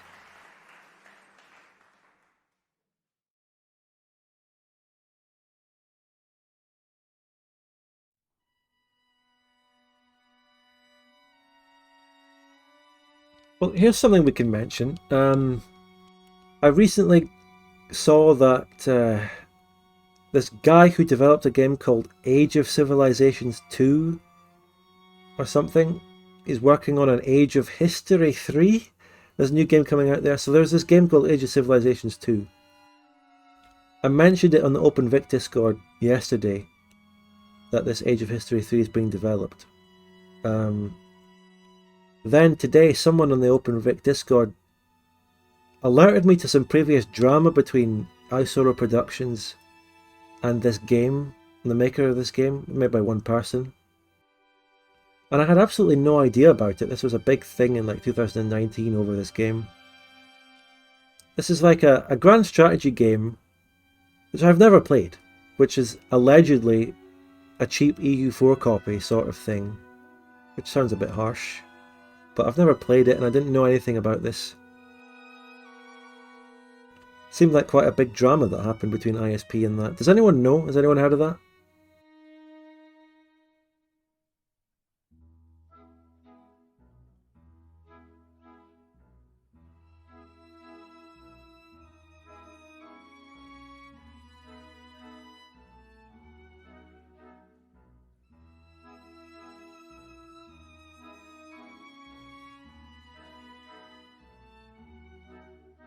Rings a bell, but I don't recall. Well, out of the 50 people still here, surely someone's heard of this. Have you seen Mana Lords? Heard of it? Looks good. But like I said, there are just so many things to play in so little time. All these Victoria 2 mods that I've never checked out, and all these games. Ban them if they know, right? Rings a bell. I think that's the thing about this game that I mentioned. It's like so mediocre, sort of average, that people just don't really remember it. It just sort of rings a bell. It's called Age of Civilizations 2, I think. But for some reason the guy is making a sequel, but he's calling it Age of History 3. That's a bit confusing in itself. He's calling it 3, but it doesn't have the same name as 2, I think. Unless it is a sequel to something else that he did, I don't know. But the person who informed me about this drama on the OpenVic Discord really went hard on telling me not to have anything to do with this game or its sequel because of the alleged terrible behaviour of the developer of the game towards ISP in this alleged drama. This person really wanted me to not have anything to do with this game or its developer. To the extent where I felt a little bit, I don't know, not annoyed or anything, but just the person was telling me and I was like, no, I'll do what I want. I'll cover any games I want, regardless of some drama that happened 4 years ago. And then that person left the Discord after I pushed back. I wasn't even arguing or making anything into a dramatic statement. I was just explaining why I didn't find it fair to be told not to cover a game based on some old drama videos that happened 4 years ago. And then that person left the Discord after that without replying, but then they've rejoined. Are there any new posts in that channel? No. You can go and see this for yourself if you go to the OpenVic Discord and go to the Dev Diary discussion channel and read the last few messages. It's fucking hilarious. It's wait. Yeah, all the messages are still there. Yeah.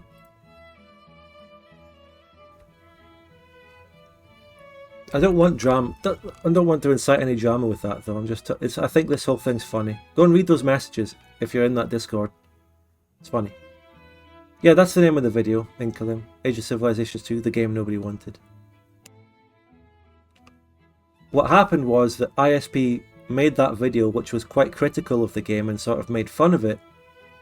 Then the developer of the game made a counter video, but I can't comment on what was in that video because the video has been deleted and no one's told me the actual substance of the counter video, so I don't really have a proper understanding of what happened.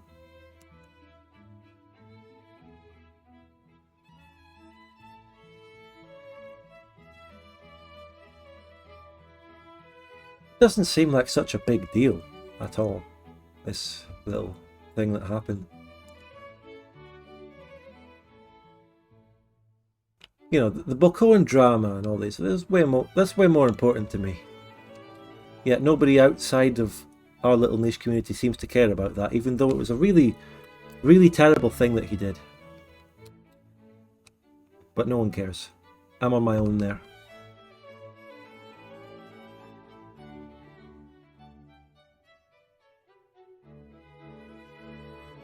Rest in peace, Slopmeyer. Speaking of that, I've seen Millennia is coming out with the occasional dev diary. Game dev taking review badly is not something new. Yeah, I suppose. Yeah, I don't know what to make of it. You know, content creators will play a game, sometimes they'll be critical of it, sometimes a game developer will push back and maybe take the negative review badly and sort of fight back against it. I don't know. It seems like basic human nature. I don't think there's anything crazy that happened there.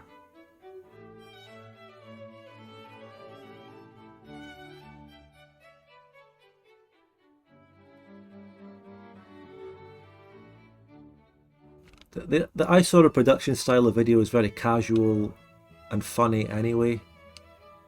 Even take his Victoria 3 video for example. That was a relatively light-hearted and humorous video. It wasn't a huge serious critique of Vic 3 like I did. That's ISP style. So I suppose to take a video like that badly might be particularly bad because it's like, you know, it's the videos were never meant to be a serious. You should start a fake beef with Greenforce. No, I might even raid his stream right now if he's streaming. Is he streaming?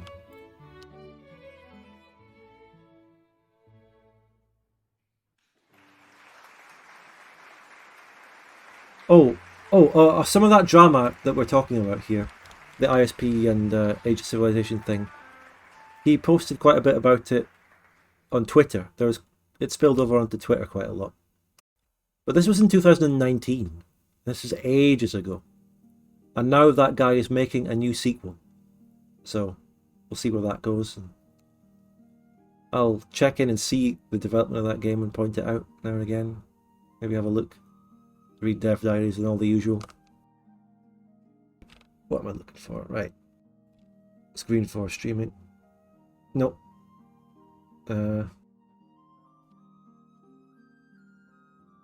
Are there any other Victoria 2 streamers streaming?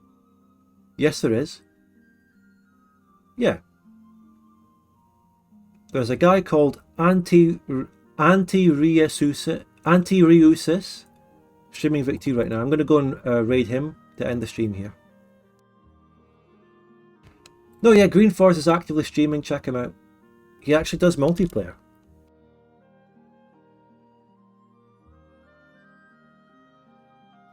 Well, you too, Ashleen. I'm going to raid our little Victoria 2 friend who's got a couple of viewers right now. Go see what he's like. But yeah, a lot of my viewers don't watch my single player content as much as they watch my multiplayer content. Well, go and watch Greenforce. Go and watch Greenforce, he does multiplayer. So yeah, thanks for the stream, everyone. I mean, thanks for watching. Thanks for the engagement. It was fun. Thanks for the subs. Thanks for the modding. We're going to go and raid our fellow little Victoria 2 streamer and hopefully give him a boost.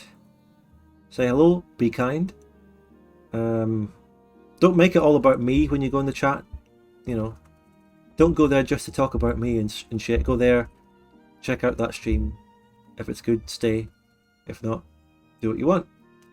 And have a nice rest of your weekend, everyone. Goodbye. Beornia Part 13 this upcoming Friday. More streams of this campaign going forward. Either I will return on either Monday or Tuesday, possibly Tuesday for this, okay? For Beornia Part 3. Right, everyone, let's go and do this raid.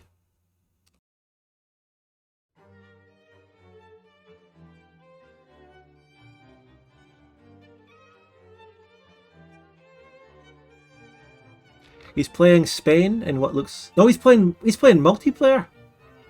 It's a multiplayer stream. Wait. Before I go, I'm going to investigate. Who's he playing with? Do I know them?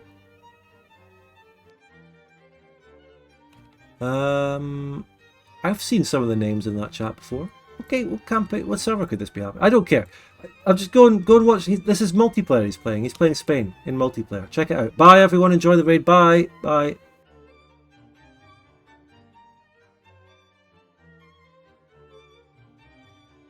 Get in the raid. Get in the raid. You want your multiplayer content that I'm not doing anymore on Twitch, so this is it.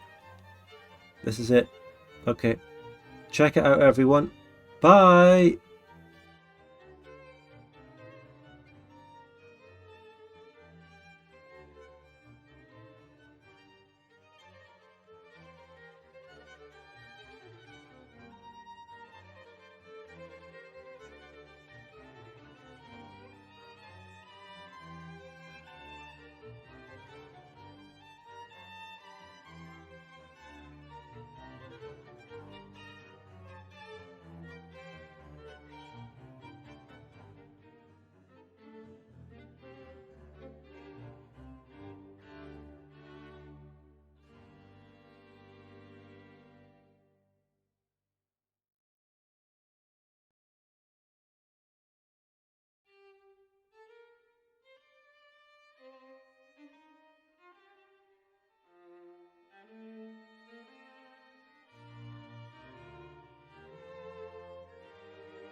Guys, my stream has ended, right?